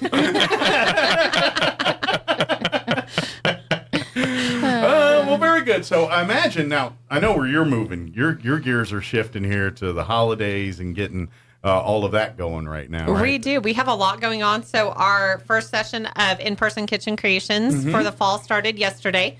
So if they miss signing up, they can still sign up for the virtual one that starts at the end of this month. Okay. And they can do that online. Great. And then next month brings our Christmas showcase. Excellent. Which, by the way, The earlier the sign up, the better on that, because it's popular, and it fills up fast, and it's if you sleep, you're going to miss out. So don't do that. The good news is, I'm assuming it's the same this year, that you guys offer 2 We do. We sessions. offer, one at 1:30 and one at 6:30 on November 15th. So if you're available during the day, if you're retired or you said I'm calling in sick to work that day, then you can go during the day. We won't tell, we promise. We won't tell. Then you can go to the matinee, the daytime. But if you're working, it's like, no, I can't call in sick. Then come on to afterwards and come out. And I'm telling you, if you're looking for holiday ideas, both craft, food, and just in general. They've got ideas for simple sewing projects, gifts to give away. So it'll be great. Yeah. And this is why everyone's so popular. This is why it's so popular. You get a book, a craft book, a cookbook. It's a how-to holiday book, and each year it's a different one. So the event itself, you're going to go out and it's kind of like round robin, where you go and try the different projects and things, and get to maybe even do them or sample them a little bit. Our presenters give a step-by-step guide kind of how to do it. You get those directions in the book as well. There's door prizes and raffles going on as well. Yeah. Yep. And then you get to take that home and then get to create these things for your holiday parties. Yes, sir. So that's why it's highly coveted, because the books are collectors at this point, collectors items. People want them every year and keep them and use them, and each book is different every year. So if you went to last year's or the year before, it's a different book than it was then. And it's great. It's about 70 pages, so it is packed full of stuff. Yeah. So if you're looking for, and I imagine it's all centered around holidays, but you could put spins on some of this stuff of course, to shift it to either non-holiday or different holiday themed fun things too. So now give out the dates for that and the ways people sign up for this. So it's Tuesday, November the 15th. Okay. We have a showing at 1:30 and 6:30. Okay. They can buy tickets at the door, but we do suggest that they get them beforehand, and they can come by the office or see one of our Extension Club members. They have tickets as well. Yeah. So while they're buying tickets to get in the door, they can also buy their raffle tickets for the quilt that we give away, and that money goes towards scholarships for the kids here in Travis County. Oh, cool. So who anytime get the quilts, because they're always beautiful, but who's in charge of making this one? That would be you. That would be me. Ah. And it turned out really good. Nice. There's already some of us that are like, we want that quilt. Oh, are you? We were saying it was going to disappear out of the booth at the fair. My husband was trying to see how many tickets he could buy, so it made its way back home. But it just takes one. Yeah. The right one. You buy tickets, you can get it back. That's kind of. I was like, are anybody doing the move from like you're in middle school with the dibs? Remember that? Lick your hand and dibs touch. Mm-hmm. Yeah, some of that. I think they frown upon that nowadays with COVID and all that. But that's how you dib stuff back in the day, man. You wanted those. I licked it. Dibs. Licked it. Kid keeps using your pen. Lick it. That's what I did. Yep. So anyway, but that's anytime that. So how long did it take you to make the quilt? Just curious. A couple weeks by the time I actually got started on it. Like how many hours does it, like if you had to break it down in hours, how many hours does it take on average to make a quilt? Like I don't even want to throw a number out because I couldn't even guess it. Like I work on it a couple hours here or a couple hours there. So you think it's like 30, 40 hours of total? Could be. Yeah, okay. It's a lot. Depends on what size of quilt you have too. So Sure. That makes sense. But so you can get tickets. Oh, now when's the drawing for the quilt? At the showcase. At the showcase. Yeah, so that evening. So get your tickets obviously before or during the event, and then hopefully we'll do the drawing. And with the quilt, they don't have to be present to win. We will contact them. Nice. Very good. Convenient. Excellent. Drew, talk about what you got going on here. Well, it is CEU season, so anybody with a pesticide applicator's license, now's the time. We have CEUs November the 3rd. Okay. It's going to be at the Eastern New Mexico State Fairgrounds in the newly dubbed Hobson's Hall. Ah. So it's no longer the new building? It's no longer the new building. Finally has a name. Named. Good. Yes. Well, now we got room for a new building. Yeah. Yeah, to call it a new building. We need a new education building if anyone knows how to do that. We already got a name. New education building. Yes. But so it'll be at the new building. Yes, now the new Hobson building. Not now the Hobson's Hall, and it will be on November the 3rd. And registration will start at 8:30. We'll get started with the CEUs at 9 o'clock. Excellent. Lunch will be on your own. The benefits of a free event, and then so you do need to make sure you sign in before when you first show up in the morning, and then make sure to sign in again after lunch. Okay. And obviously, the people that need these certifications know full well what that's involved and all of that. Whether it's is this for recertifications or is this for certifications? So it's continuing educational units, and so what it is it's just in order to maintain your license, you have to be constantly staying up to date with new regulations, new policy, new techniques and technology that is coming out available for application. So if you got the certification saying, hey, there's new technology, get your butt here and learn it. Yeah, it's definitely not a stagnant license. It's something that you have to continually be learning and growing in. Makes sense. Kind of like doctors, I'm assuming. Yeah. I'm hoping. We would anyway. We hope. Everything I learned was in 1932, and that's all I know. So Andrew, is it a bit quiet time for 4-H, or am I completely off It's never on that quiet in 4-H. now that the fair's done? Yeah. Well, so we're in October. October 1 is the beginning of our new 4-H year, so we are taking enrollments for the new 4-H year. So it's a great time to come in and see the different clubs that we offer and pick one that's good for your family and get involved, select which projects you want to do. We'll be starting shooting sports safety meetings on Thursday, so our shooting sports is going to be kicking off soon. Nice. So if you want to get involved in that, now's the great time to do that because you have to attend one of those meetings before participating. And then we'll start practices in November. Nice. So, And we've had the kids on a couple times from the shooting sports, and they keep winning championships and nationals and state. We haven't won nationals, but we do win state a couple They keep times. winning these things, so they keep putting them on the radio. But they're great kids, and they have a lot of fun doing it. Oh, they do. Every one of them, you just tell that they love it. So if you're looking to get your kid into something, I think they'll love that. Check out the shooting sports. They learn all the proper techniques in the shooting. If every child, I think, that's around firearms or has families around firearms should be involved in classes like this, safety. And this is more of a, not class per se, but whether they're around firearms or not, they should be a part of knowing how to handle them. How to be safe around them is important. Yeah, and that's the thing. They have a lot of fun, but they learn the safety. They learn all the proper procedures and treating the firearm the tool that it is. Yep. And what it and respect the dangers it possesses. But that's it's so great to watch. And then you hear these kids. I don't know how many times we had them on and where they talk about competition and just the fun they're having and and I think they have as much fun at the shoots as they do getting to the shoots. Yes. Like half the fun is the camaraderie of the team. Eating dinner together, or if they have to stay the night somewhere or something like that. That's half the fun of that kind of stuff. Yes. And so they're probably making friends they're going to have forever in these groups, especially now with social media and everything. It's easier to stay in touch with childhood friends and stuff. So I imagine by signing up for this or many of the other 4-H curriculum, you're creating those friendships and things that they'll be talking about long after we're gone. Yeah.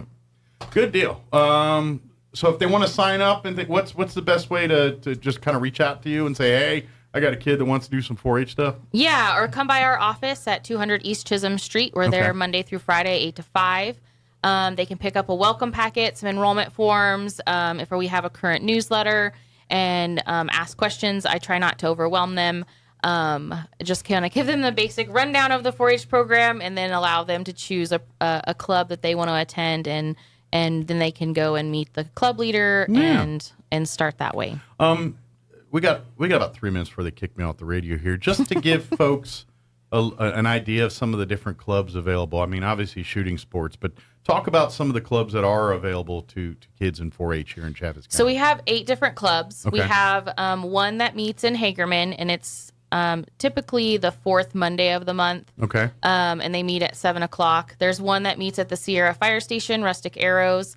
One that meets on a Sunday at Grace Community Church at 2 on Sunday on the 2nd Sunday of the month. Okay. And then the remainder of them meet at our office. And for the most part, they meet about 6:30-ish. And so they meet once a month, and they conduct business via Parley Pro. And, they'll decide if they want to do community service, if they're going to put in their booth at the education building for the year, and how they're going to do that.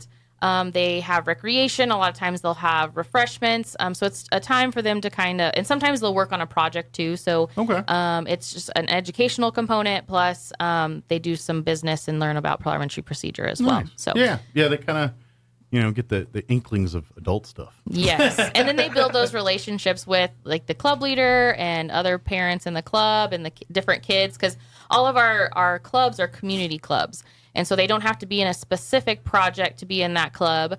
So they can be a part of multiple projects and be in a club with kids that may or may not be in those same projects with them. Makes sense. Yeah. So please, if you're interested, I'm telling you, if you're looking for something to get your kid into that, helps with social skills, all that aspect of things that maybe stuff that they didn't have a chance to do for practice, the 3 previous years because everyone was holed up in houses and whatnot.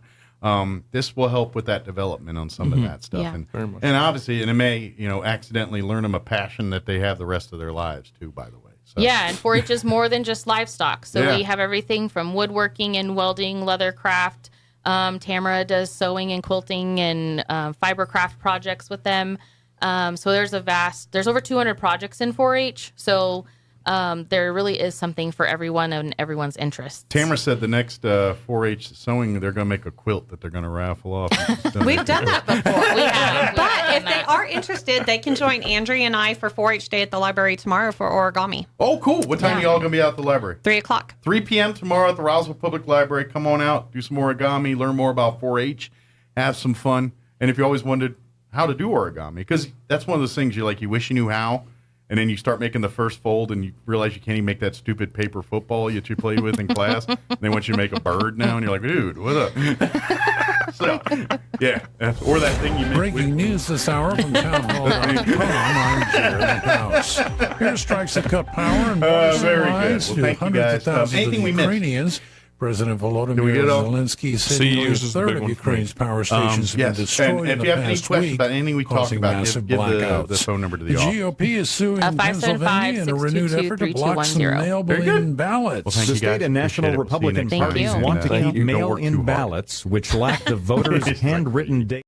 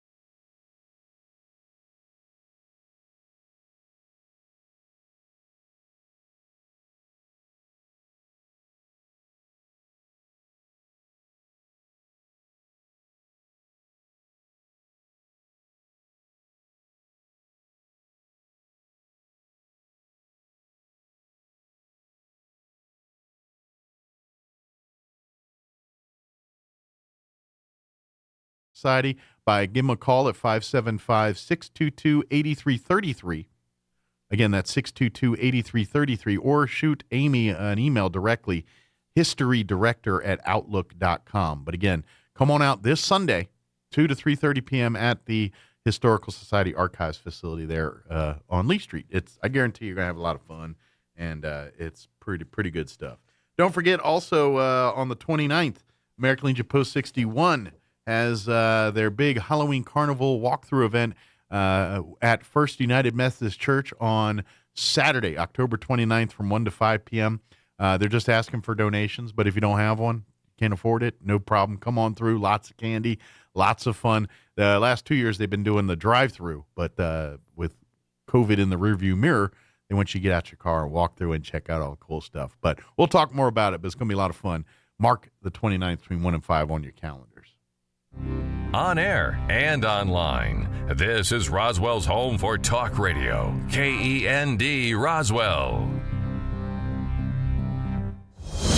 Breaking news this hour from townhall.com. I'm Jeremy House. Several British lawmakers are jockeying for support to become the country's next leader following the resignation of Prime Minister Liz Truss. Retiree Anne Gorham says Truss's resignation reflects poorly on Britain. Everything just went up in the air, so I just feel like the country's lost, and it's terrible, terrible feeling, isn't it? The governing Conservative Party has ordered a lightning-fast race that aims to have a new prime minister in place within a week. Ukraine's Army General Staff says as many as 2,000 Russian draftees have poured into the Kherson region to replenish losses and strengthen units on the front line. Ukrainian forces have continued to pile the pressure on Russian positions in occupied Kherson, targeting resupply routes across the Dnieper River. As the impact of extended pandemic school closures becomes clear, some educators and parents have regrets. Pandemic learning loss is controversial, but the casualties of Zoom school are real. Preliminary test scores from around the country confirm that for many students, the longer they studied remotely, the less they learned. Nationally, kids whose schools met mostly online in the 2020-21 school year performed 13 percentage points lower in math and 8 percentage points lower in reading, according to a 2022 study by Brown University. But former Los Angeles School Superintendent Austin Butner cautions against second-guessing the closures. He says it's easy with hindsight to say, learning loss, we should have opened, but people forget how many people died. I'm Jennifer King. Politically connected billionaires from Russia and Venezuela are at the center of a 49-page criminal indictment that reads like a how-to guide on circumventing U.S. sanctions. The charges were unveiled this week in New York against 7 individuals. On Wall Street, the Dow's ahead 149.5 points. The Nasdaq, meanwhile, is down 16. More on these stories at townhall.com. Losing your family's home movies and photos would be devastating. That's why Legacy Box exists, to preserve your family's recorded moments digitally, ensuring they're safe forever. Think of the time and money your family invested to capture family vacations, birthdays, even your wedding. Recording a lifetime of memories was a commitment. Camcorders cost thousands, and cameras required film and development. Legacy Box is the final step to preserve your family's past. Thankfully, it doesn't require another big investment. Legacy Box is safe, simple, and affordable. Over 1 million families have trusted Legacy Box to convert their analog media to digital. You owe it to your family to safeguard your memories. Become your family's hero and save them before it's too late. For a limited time, Legacy Box is offering an exclusive discount when you go to legacybox.com/LBox. That's legacybox.com/LBox. Former acting director of ICE, Tom Homan, says the Biden administration has come up with a number of false narratives to explain an influx of illegals at the U.S.-Mexico border. First of all, it's Trump's fault. Trump's dismantling the system. Then it was climate change. Remember that? Then it was seasonal. Remember that? Now the other day they're saying, well, it's because Republicans are talking about an open border. That's music to the ears of cartels. They're sending more people. They won't tell the truth to the American people. Holman was interviewed by the Salem Radio Network. Italian leader Giorgia Meloni says she and her allies have asked the nation's president to give her the mandate to assemble a new government. Meloni and her allies met briefly with Sergio Mattarella on Friday at the presidential palace. If Meloni succeeds in forming a government, Italy would have its first conservative government since the end of World War II.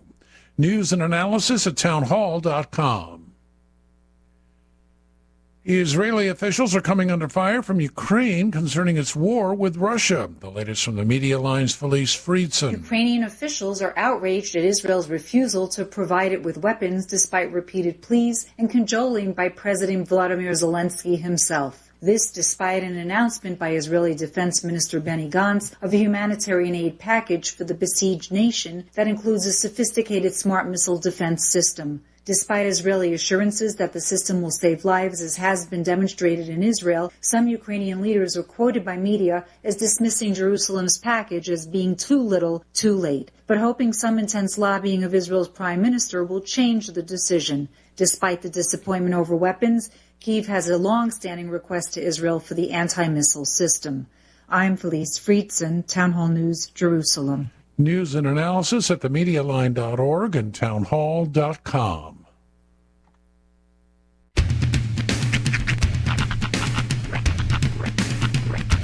What in the wide, wide world of sports is going on here? I promise you, whatever scum did this, not one man on this force will rest for 1 minute until he's behind bars.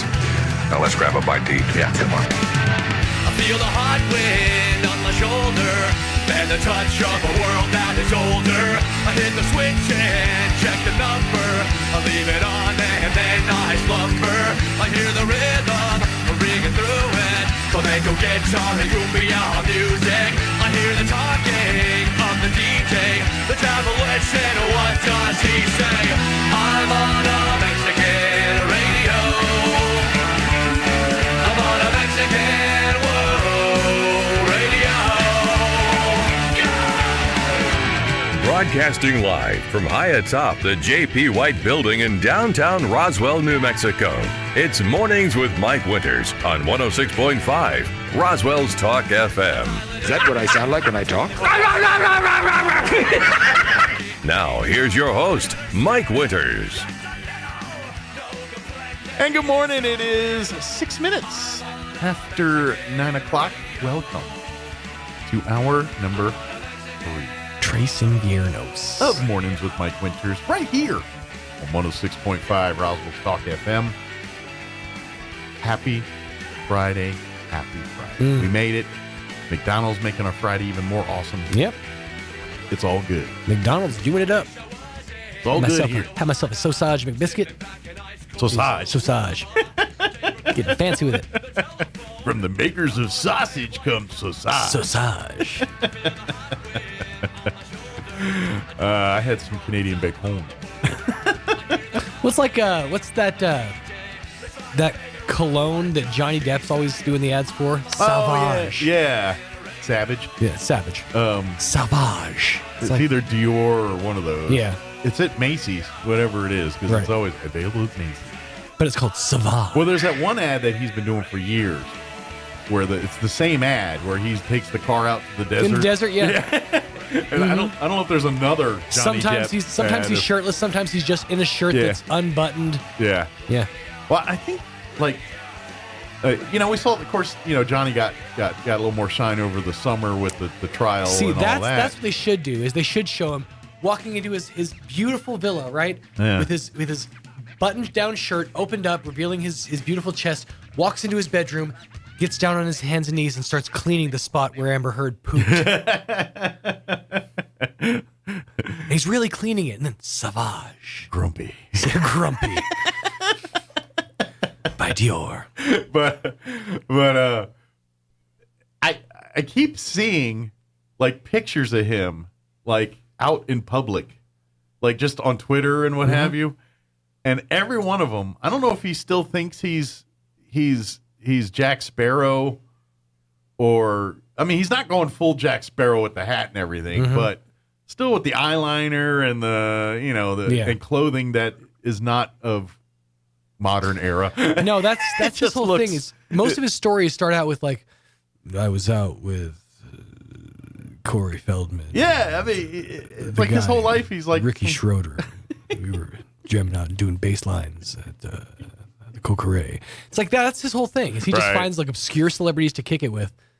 Yeah, I just don't. I mean, I don't know if it's a music thing or. I mean, I guess when you have that much money, you do what you want. Me and Jerry O'Connell are hanging out down at the Whiskey a Go Go, and everyone thinks you're so cool, and most people are like, if you were poor, you're just crazy. But I was doing lines with Wendy Williams down at the Hollywood sign. What? Are you there? How old is he now?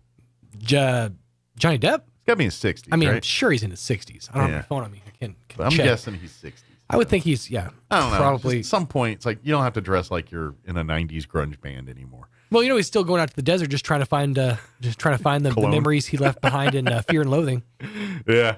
And that's where he found Savage. It's bad country. I mean, I love some of his movies, but it ain't right. I liked some of his movies. I wouldn't go as far as to say I loved any of his movies. No, there's one movie I love of his that I will watch, and it's one of my top 5 favorite movies. Okay, go on. Donnie Brasco. That's a great movie. That's a good movie. Donnie Brasco's a great movie. Because I love gangster movies. Right. And to me, I know some people are going to blaspheme on this, I would argue that Johnny Depp is his cool gangster story right there with Goodfellas and Godfather. Wow. I would say it's in the same vein as entertaining gangster story. And he was good in Donnie Brasco. I'll give you that. But, yeah. I don't like that movie. I wouldn't say it's great. And again, I'm going to catch heat from that because I'm a band geek, so I know that my demo will hate me for that. But I wasn't a humongous Edward Scissorhands fan. Well, and here's I'm not a huge fan of what's his name. His name is Tim Burton. Thank you. Tim Burton. I appreciate what he does, and I appreciate his artistic. It's just not my cup of tea. Sure, I liked the Batman movies and all that, but when Nightmare Before Christmas and those are a little out of my zone of things I enjoy. It's definitely an acquired taste. I personally I enjoy a lot of the Tim Burton stuff. There are a few that I definitely did not enjoy. Was not a fan of his take on Willy Wonka and the Chocolate Factory. Did not like that. Because I grew up with the other version. It was faithful to the book, but I just didn't like it because I didn't like it. It just rubbed me the wrong way because I was a huge fan of the Gene Wilder vehicle. Yeah. But specifically, I'm really looking forward to seeing their take on Wednesday Addams.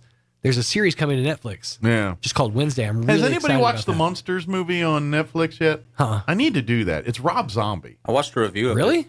What'd the review say? The Munsters is in like the TV show The Munsters. Yeah, the TV show. There's a movie that was made, a Netflix movie, and Rob Zombie directed, wrote, or created it. I don't know, but he's involved with it.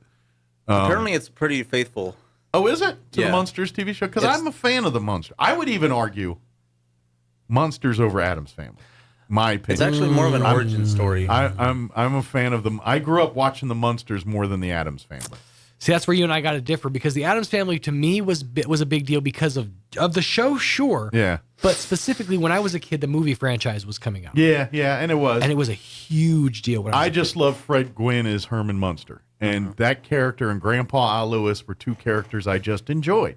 One, because growing up as a kid, I guess in my lexicon of reruns that would be on in the Munsters was heavy in that rotation. Addams Family was not. So I didn't see original Addams Family as often as I did the Munsters. As often? Often. Okay, yes, just often. making sure we were on the same page. Often, yes. Well, actually, the guy who plays Herman in this one is in a bunch of unknown horror movies. Okay. But he played the Geico caveman. In the commercials. Does he still look like the Geico caveman? The unibrow and all that. Cragged out. But okay. But I think I'm going to see it. I just haven't ventured out to watch it yet. But I am. I lean more Munsters than Addams Family. Fair enough. And different strokes for different folks. Same. I grew up with my childhood was Christina Ricci as and people as your Wednesday age, because they Addams grew up to the movies of the Addams Family, and those were fine and fun, and I enjoyed them. The wasn't Christopher Lloyd Uncle Fester in the movies? Yes, he was. Yeah, that's what I thought. He was Fester. He was a fantastic Uncle and Fester's Fester. a great character, but Did you see? I like Uncle Al Fester? Lewis. Grandpa Lewis was the better as the Dracula grandpa. Have you seen the trailer for the series that they're doing on Netflix for the Wednesday Addams? No, I have not. Okay, so you got to watch that. But spoiler alert: the person playing Uncle Fester, Fred Armisen. Really? And dude, I mean, it's spot on. Okay. It's so good. It's really good. Well, Fred Armisen's a pretty good actor. I mean, as a comedian, I mean, he kind of doesn't get the props on SNL that some of the others. But pound for pound, Fred Armisen was one of the funnier ones on that If you've ever show. seen that documentary show that him and Bill Hader did on, I think it was on IFC a couple years ago, that was a great series. Every single episode was a different documentary, but it was a mockumentary. Okay. And it was done in the style of like the documentary that they're making fun of, but it's real tongue in cheek and funny. And it was such a good series. Okay. I can't remember what it was called offhand. I'm surprised the people that create What We Do in Shadows don't do something like a Monsters type spoof thing. Right. Something more movie style. I mean, yeah, they got What We Do in Shadow, but I just think that humor, they could translate over to a Monsters or an Addams They probably Family could, thing, yeah. You know? Yeah, or honestly, just take that and do another What We Do in the Shadows movie. Or if I was Netflix, and I'd work a deal with Hulu and say, let's do a crossover episode, Monsters or Addams Family and What We Do in Shadows. I think that would be a funny episode. I kind of dig that. Because like the Addams Family, like they're serious but they're funny, and but they're not goof ups like the What We Do in Shadows guys. Like at the end of the day, Gomez Addams, though he was flamboyant, you know what I mean, but he was still suave and not a goofball. You know, Fester was kind of your token goofballery, right? Whereas the Munsters were kind of like Fred Gwynn. I don't know this new version, but the Fred Gwynn was kind of the goofball. Like he wasn't like Gomez Addams. Right. He was kind of more like Homer Simpson. Well, from what I've gathered just from the trailer, the Gomez that they've got for this new series is actually more true to form to like the animated series. Okay. The animated Addams Family, because it's or the comic book series from back in the way back in the day, because it's actually I think it's Luis Guzman, I think is playing Gomez Addams. He's been Gomez Addams, right? For a I don't while. think so. I feel like I've seen a movie with him Maybe as he Gomez has, Addams. But it's very true to that style of things. The story in this one basically tells it explains that it's after like the events of the movies and stuff, and Wednesday is going to like a finishing school or a boarding school, and it's kind of her like the story of her trying to like fit in, but also being very Wednesday Addams. Okay. So it you know looks what? really Maybe I saw something like they've been trying to work this thing for a while, like a year or There two. was a meme that was going around Because I think I remember a while ago hearing that Juan Guzman was playing Gomez Addams in an announcement. Maybe it was This Is What I Heard. Yeah. Because I remember and seeing, and maybe I watched like an Entertainment Tonight or one of those one of those shows where they showed a clip, and I saw Juan Guzman as Gomez and talking in the costume about the character and all that. But that was like a year ago. So I'm wondering if that's what I saw and because I know Juan Guzman as Gomez Addams is something. Luis Guzman. Sorry, not Juan Guzman. That's the baseball player. I think that he might have been the voice in one of the animated ones that came out. The new animated movies. Maybe. There's only one Guzman. No, there's more than one. There's plenty. There's way more than one.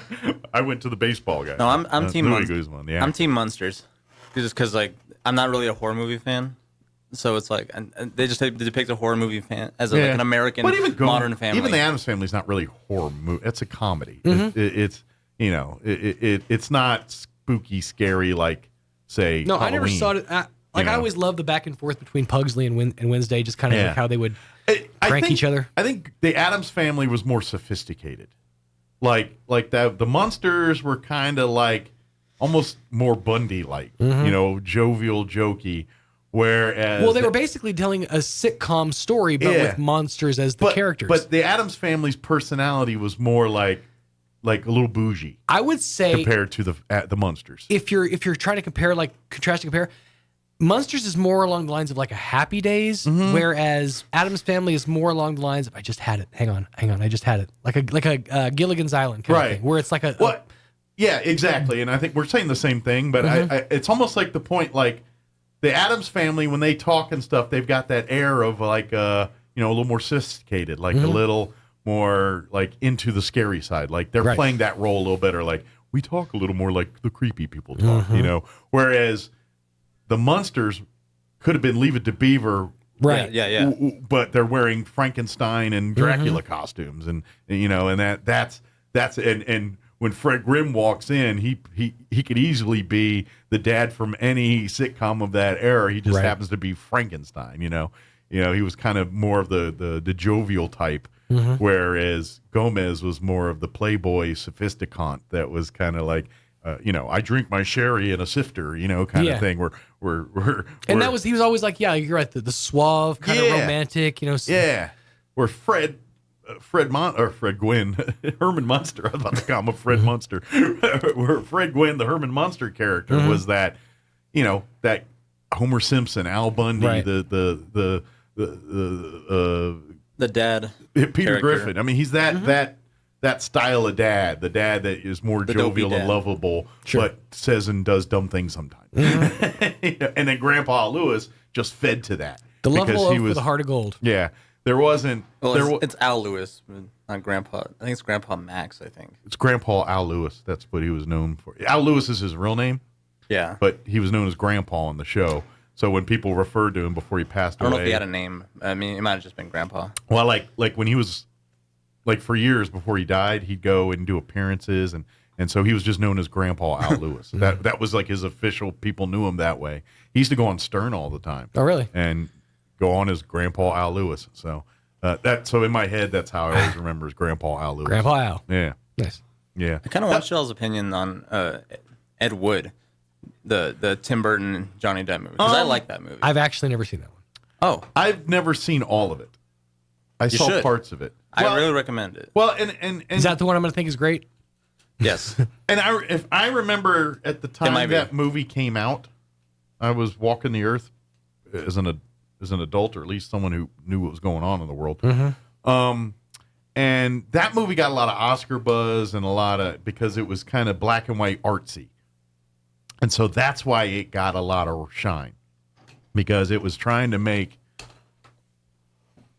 like the whole monster era genre into like a bougie, important thing. You know what I'm saying? Like Ed Wood and all that, or Bela Lugosi and all that stuff. It takes the fact that he was a terrible director and like kind of glorifies it and shows it in a different light. Yeah. Through his perspective. Yeah. Okay. To be honest, Ed Wood is kind of like Icons and Earth, but in theatrical form. Where it's kind of pull back of the curtain for the horror movie genres and those the B movie, Bela Lugosi, all that that era of film. And so Ed Wood is kind of like that. I'd have to check it out. At least the parts I've seen. I ain't gonna lie. It came out in the '90s, and I was in an age where like black and white movie. What am my parents' movie? I'm not watching this. That was Clerks.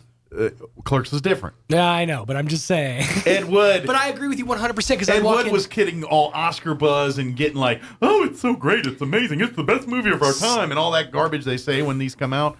No one was saying that about Still Clerks. To this day, I have trouble watching many black and white movies because I remember as a kid walking in, like after having played, had a good time outside to my grandma's house, or even worse on a Saturday or Sunday, my mom and dad's house. Yeah. And it would be just these old movies black and white, and it would just seem so boring. So still to this day, I hold a grudge against a lot of those movies in that genre. Well, and I also grew up so that movie was in that vein. That's part of the why I didn't really watch. If you don't like Johnny Depp, you might not like it, but that might be your favorite Johnny Depp performance. Could be fine. the one that turns me around. To be honest, I have not seen it in its entirety. I've only seen parts and bits and pieces. But another movie, speaking of black and white, that was around that was more modern that I did see, and I don't like this movie to this day, but it was critically acclaimed and someone got very famous from it. But Trainspotting. Oh yeah, yeah, that was like. If you were a young adult in the 90s, it was like a moral obligation. You had to watch Trainspotting. Yeah. Like it was like, you ain't cool unless you watch Trainspotting because it showed British drug use and dealing with addiction and all that stuff. Ewan McGregor got famous from that movie. Yeah. So did heroin. Really got a good shine off of that movie. But Ewan McGregor became a household name after Trainspotting came out. So, but that was a artsy black and white type, film as well, but it dealt with addiction and dealt with all of that, and so it was critically panned and all that good stuff. But you watch it today, it's hard to get through. Even to this day, I'm like, I'm not watching this movie. I watched it once, Saw it, said I can say it, tell everybody in the world, yeah, I saw Train Spotting. Never want to watch it again.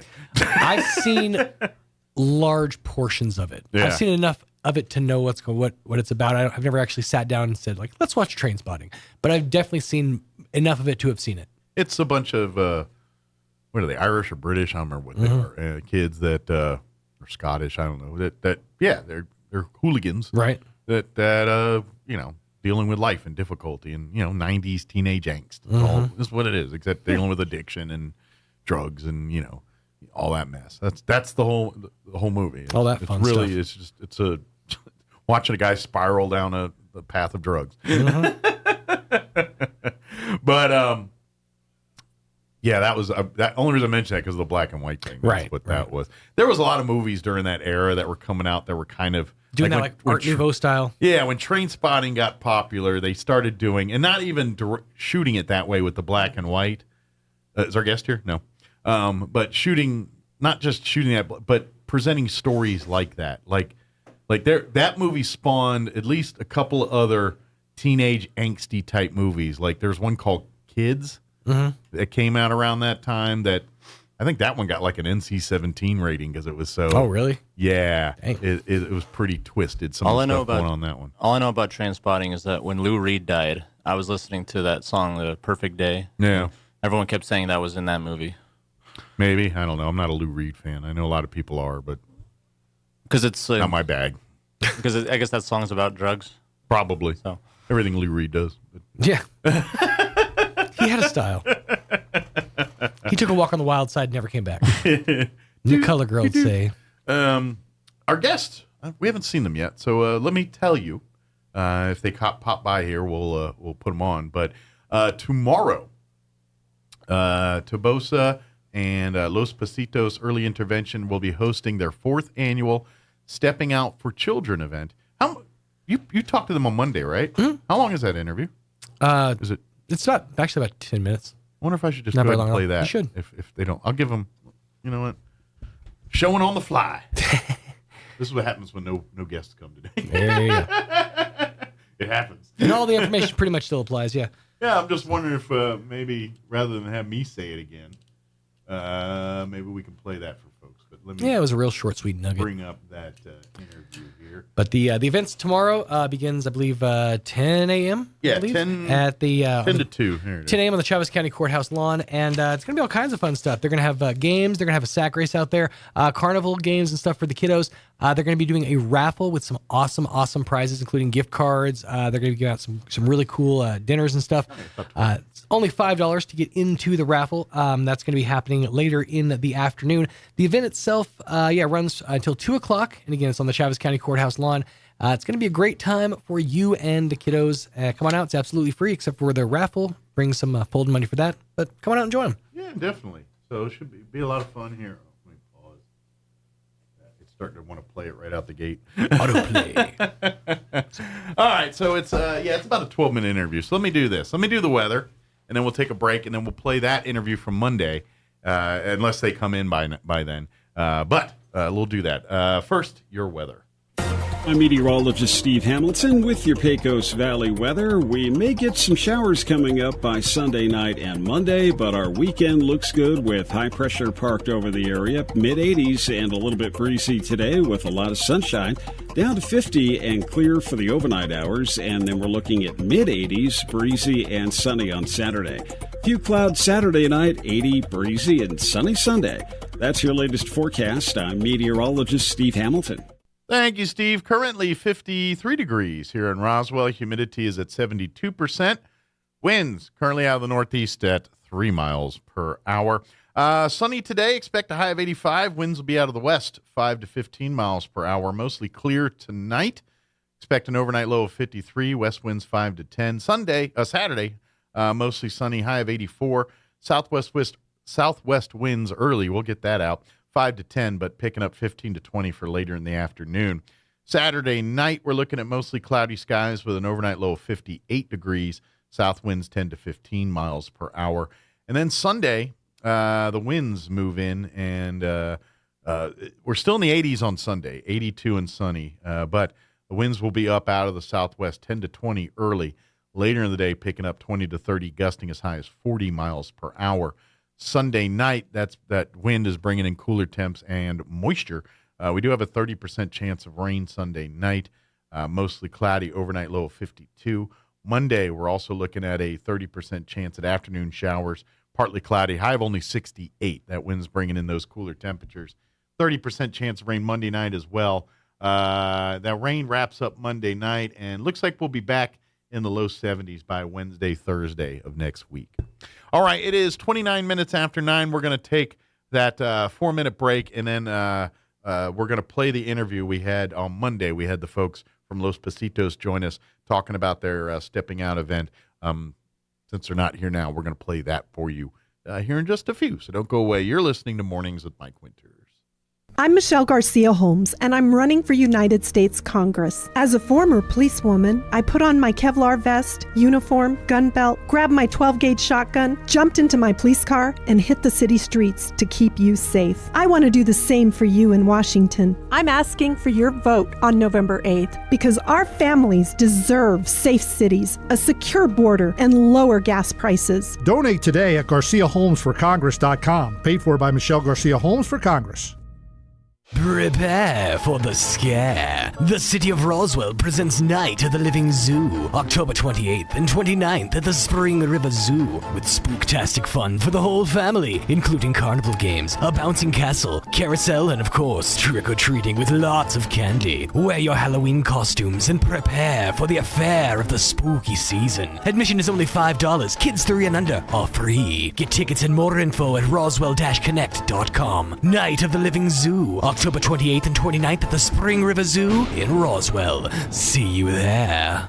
Big O Tires proudly sells our own brand of affordable tires. Our Bigfoot AT2 offers improved all-terrain traction. Our Legacy All-Season Plus keeps you on the road in any weather. And each set comes standard with the industry's greatest warranty. Now through October 30th, save $100 instantly on select sets of 4 Big O brand tires with installation purchase. Big O Tires, the team you trust.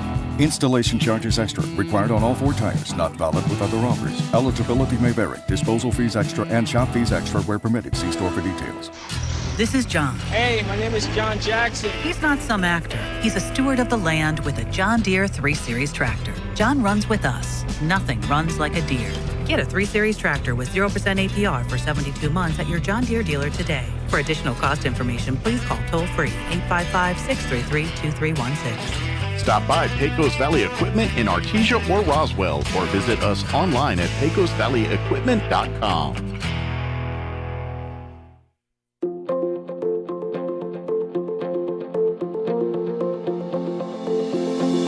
There are 3 key phrases that need to be spoken on a regular basis in a healthy marriage. Hi, this is Pastor Troy and Julie Smotherman for The Joy of Marriage. You know, for over 20 years, Julie and I have been sharing these 3 key phrases, and here they are. I love you, I'm sorry, and I forgive you. Ephesians 4:32 says, be kind and compassionate to one another, forgiving each other, just as in Christ, God forgave you. You know, it's so easy to expect others to love us, to say I'm sorry, and to forgive us. But you know, it's really a gift that we give each other. You know, the Bible teaches us we sow and we reap. Sow into your spouse, I love you, I forgive you, I'm sorry. And then you'll reap a harvest in return. Someone has to start the process. Let that be you today so you can really enjoy your marriage. If you have any questions or would like further information about the Joy of Marriage Ministry, please go to jomconference.com.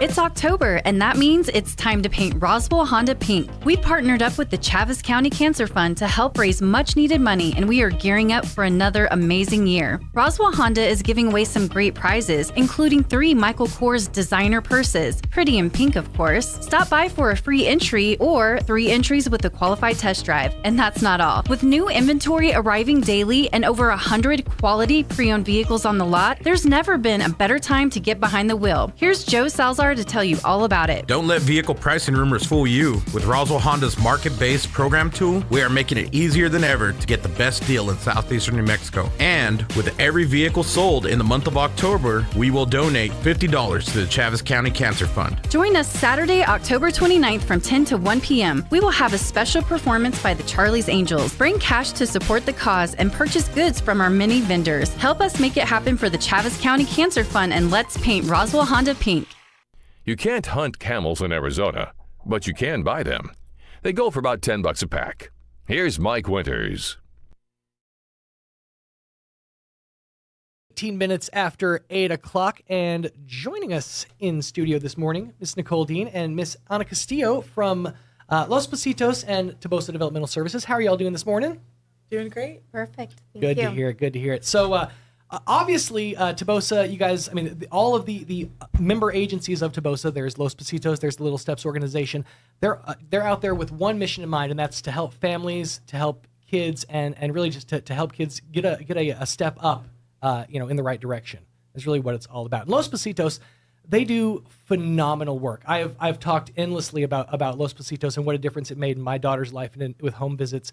We'll chat about that coming up here in a second. But you guys have an awesome event coming up here in the very near future. Let's talk about the 4th annual Stepping Out for Children. Okay. So it is our 4th annual. We are bringing it back to the courthouse, which is super exciting. We're going to be there from 10 to 2, so 10 a.m. Come. We're providing food, games, different booths.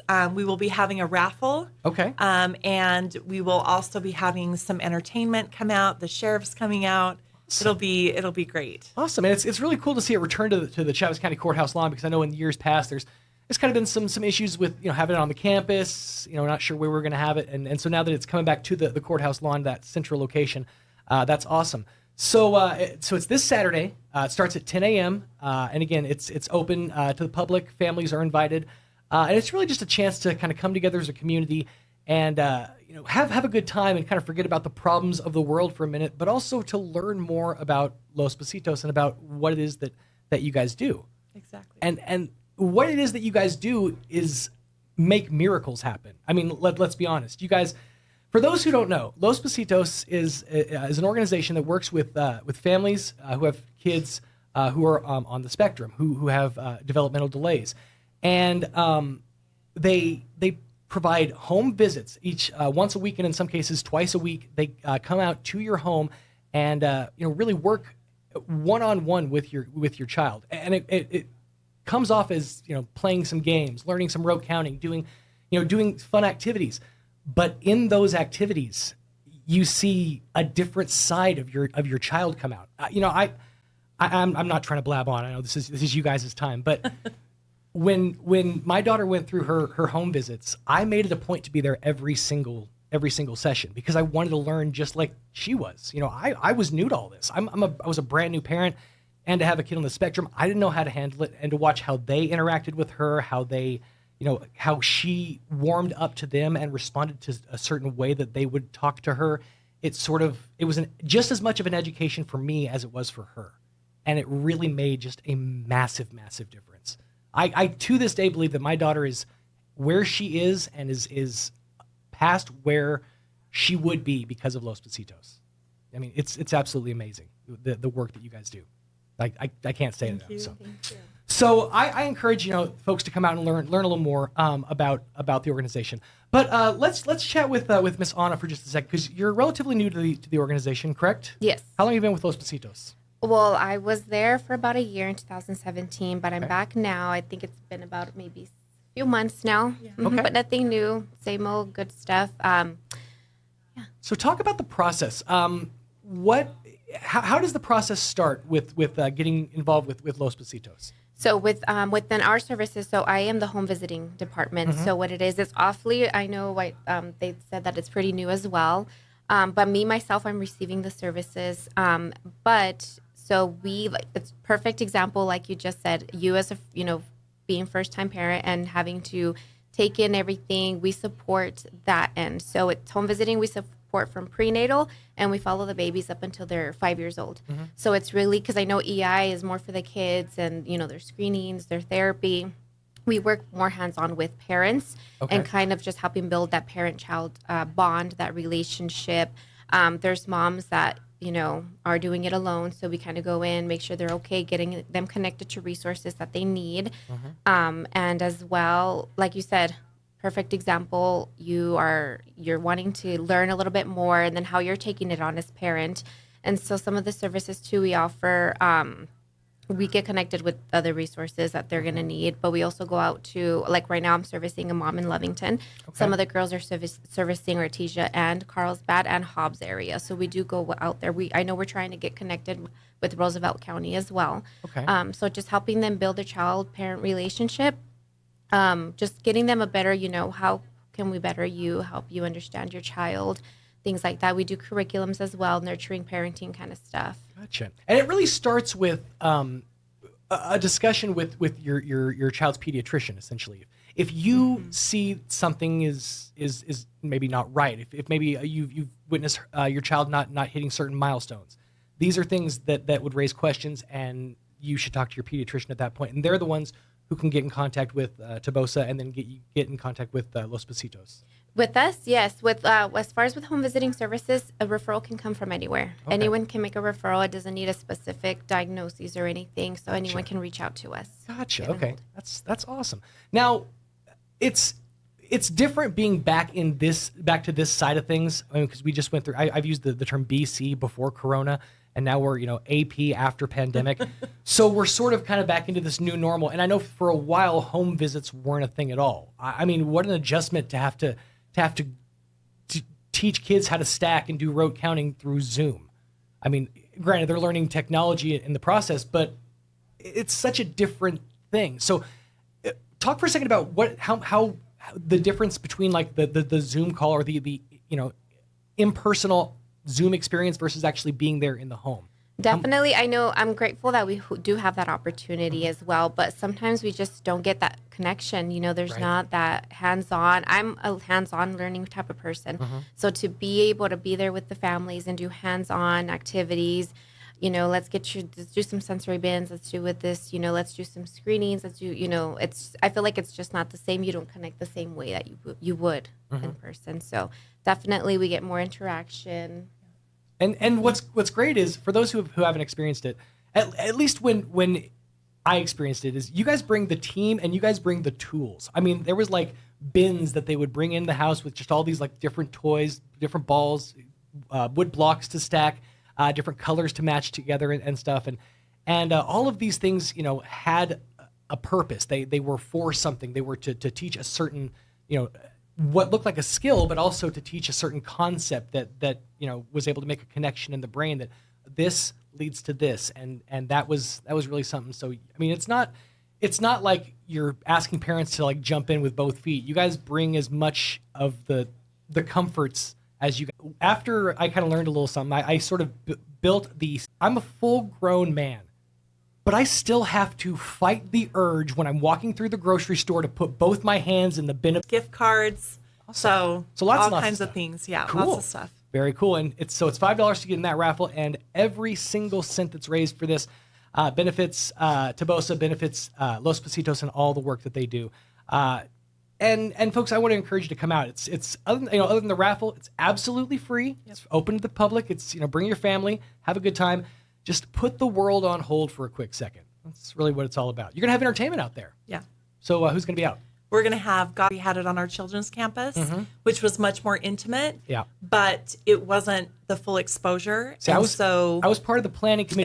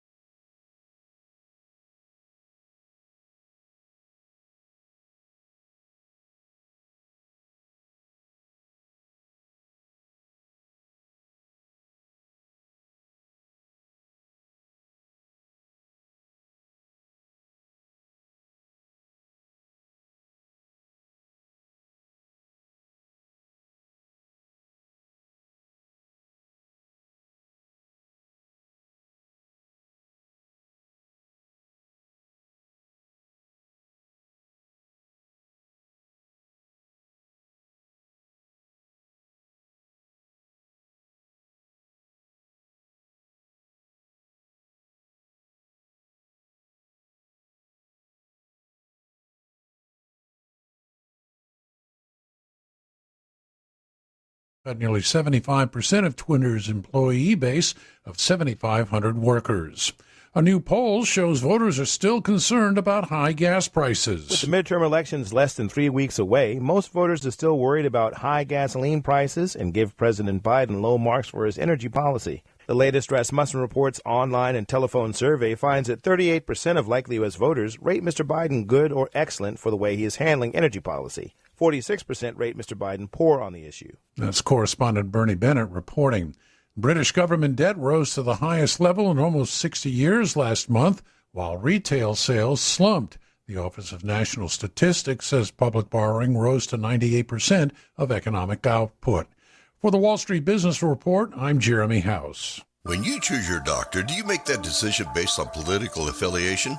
Of course not. You base your decision on competence, knowledge, and experience. Same for a district judge. Do your homework. Check qualifications. There's only one clear choice. That's why Republicans and Democrats are pulling together to elect Judge Eileen Reardon, 5th District Judge, Division I, Chavez, Lee, and Eddy County. Experience, fair, vote Judge Eileen Reardon. Paid for by the Committee to elect Judge Eileen Reardon, Steve McCutcheon, Treasurer. I'm Judge Reardon, and I approve this message. Jennifer here from Trustmark Roofing, and I know you've heard me say that you can trust Trustmark, but I want you to know what that looks like in real life. A few years ago, we installed a beautiful new roof for an older woman who was recently widowed. She was an artist and colors were really important to her. So when she said she didn't like the color of a brand new roof, we took that seriously. She had picked the color and signed off on it, but I just kept thinking, if she's going to walk into her house every day and be disappointed, then we're just going to redo it. So we did. We ripped that beautiful new roof off and replaced it with a slightly different color, and she was thrilled.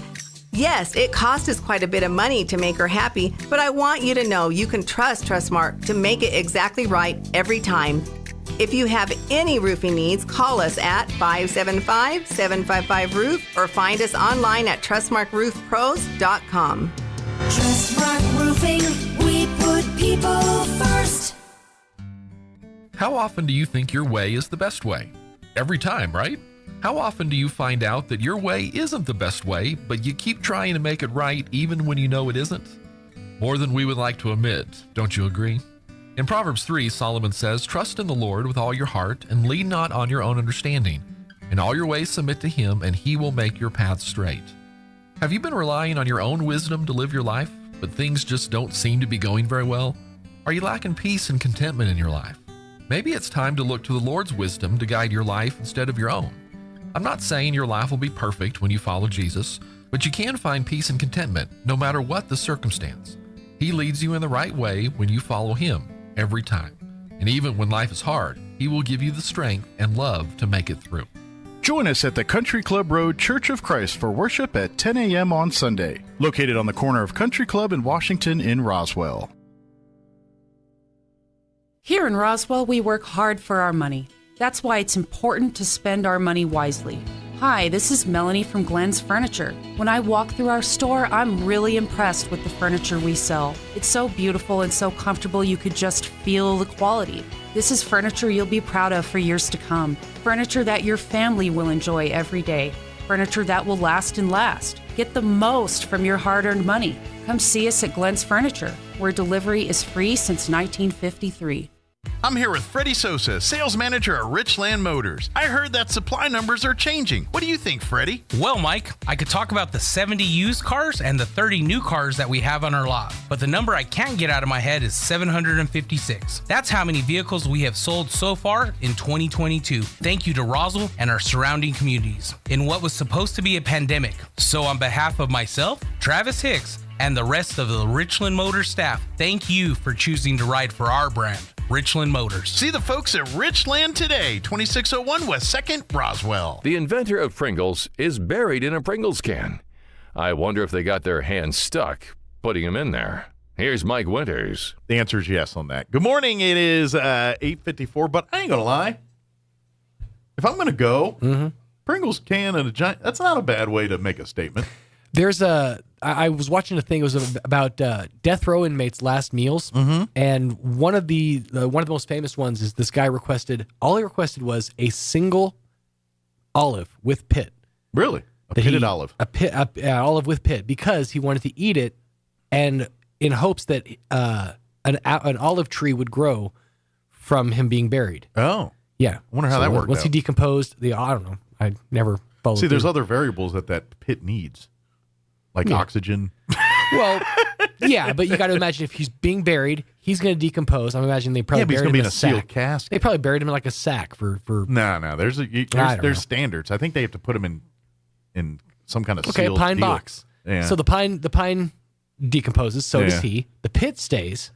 The soil around it starts, gets to the pit and it sprouts. In theory, he thought too much on that one. I don't I'm know. pretty sure there's no olive tree anywhere near that dude right now. It's mildly poetic. Yeah. A mildly poetic way to go Unless out. his family just planted an olive tree nearby, I don't see that happening. But I got to ask real quick because I had a conversation with Roy about this an hour ago because I saw a meme on Facebook. Okay. Did you grow up in the age of underoos or was that past your time? That was a little past my time. Okay. I didn't. We underoos and You can come in. Let me We're rephrase talking that. Let me underoos. rephrase that. Yeah. I had we didn't call them underoos. Okay. We had underwear with like superheroes and stuff Okay. on them. Gotcha. Like so you I got had Superman underwear. You got the GoBots version of it basically. So a little bit before you, back in the early '80s, younger, late '70s. Yeah, late '70s because I was born '84. Yeah, this was late '70s. Okay. The Underoos came out, and they was the brand Underoos, and it's underwear that's fun to wear. That was their slogan. Underwear that's fun to wear. Right.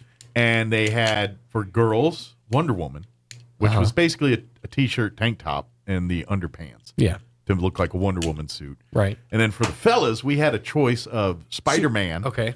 Superman, And Batman. Okay. I think there was a third one. Like I feel like there was a Robin one, but no one wanted Robin. And there might have been you know what? There was a Flash Gordon one. I had not Flash Gordon, the Flash. I apologize. Okay. The Flash, not Flash Gordon. Although Heroes of the universe. I went other way and wore because I had a Flash underoos set. I forgot about this. But I just wore the T-shirt sometimes as a regular shirt. Oh. So I could be Flash or Flash Gordon. I see. I never got the fancy underpants. Yeah. Because I'd get like, the briefs or whatever. Yeah. I think on occasion I would get like one or two of like the character ones, and usually they were like Superman. Yeah. But those were the ones that I I remember. had Superman, Batman, Spider-Man, and Flash at some point. My mom got me a bunch of them. There was a time in my life, late 70s, you would have saw me in a T-shirt and a multicolored leisure suit-like pant. Okay. That was kindergarten. But by high school age, I'm still in the underoos. Not high school. I was like, really? Okay. Elementary school. By the time I was 45, my underoos were a little tight. I'm still wearing them right now. I'm wearing them as we speak. Elastic's still perfect. By the time I got to elementary school, that's when I hit the tough skin phase. So it was I was sporting underoos and tough skins. Okay. And occasionally, if we got fancy, a Granimal shirt. But that was kind of high dollar. And you couldn't get Granimal shirts were a little pricey. That's why it's like the alligator shirts. Like, you know how expensive those got? And you're like, why? It was, but my precursor to polo. My parents cursed me with the tidy whities for most of my my childhood. I got to tell you, the moment in high school, I believe it was sophomore year, when I discovered the cloth boxer brief. Yeah, that was a game changer, my friend. When the boxer brief came to the world. That was a game changer. Absolutely. Because I went from tidy whities. I had because underoos. At some point, they stopped making underoos that fit. Yeah, boy size men. Regular boxers suck. Men's size boys, right? I've never found a good pair of actual boxers that I liked. Well, yeah, they're not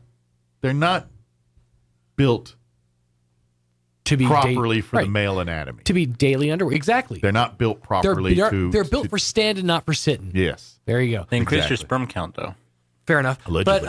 But you know what? Boxer briefs, man, those it's been that way. I've been wearing them since the dawn of those back in high school or whenever I started noticing them. My mind is blown when I find out people actually wear tidy whities.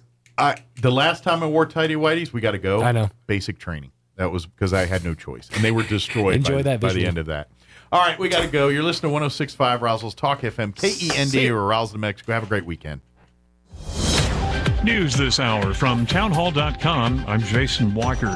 Former Trump White House advisor Steve Bannon sentenced to 4 months in jail for defying a subpoena from the House probe of the January 6th riot. House had held Bannon in contempt of Congress for refusing to comply with a select committee subpoena for documents and testimony. More bold talk from the Kremlin. Fighting around Ukraine's nuclear power installations and Russia's threats to use nuclear weapons have reawakened nuclear fears in Europe. This is especially felt in countries like Poland and Romania, which border Ukraine and would be particularly vulnerable in case of a radiological disaster. Poland recently drew up a plan to distribute tablets offering some protection from radiation exposure and is carrying out an inventory of the shelters it has to protect its civilian population. The period of peace that followed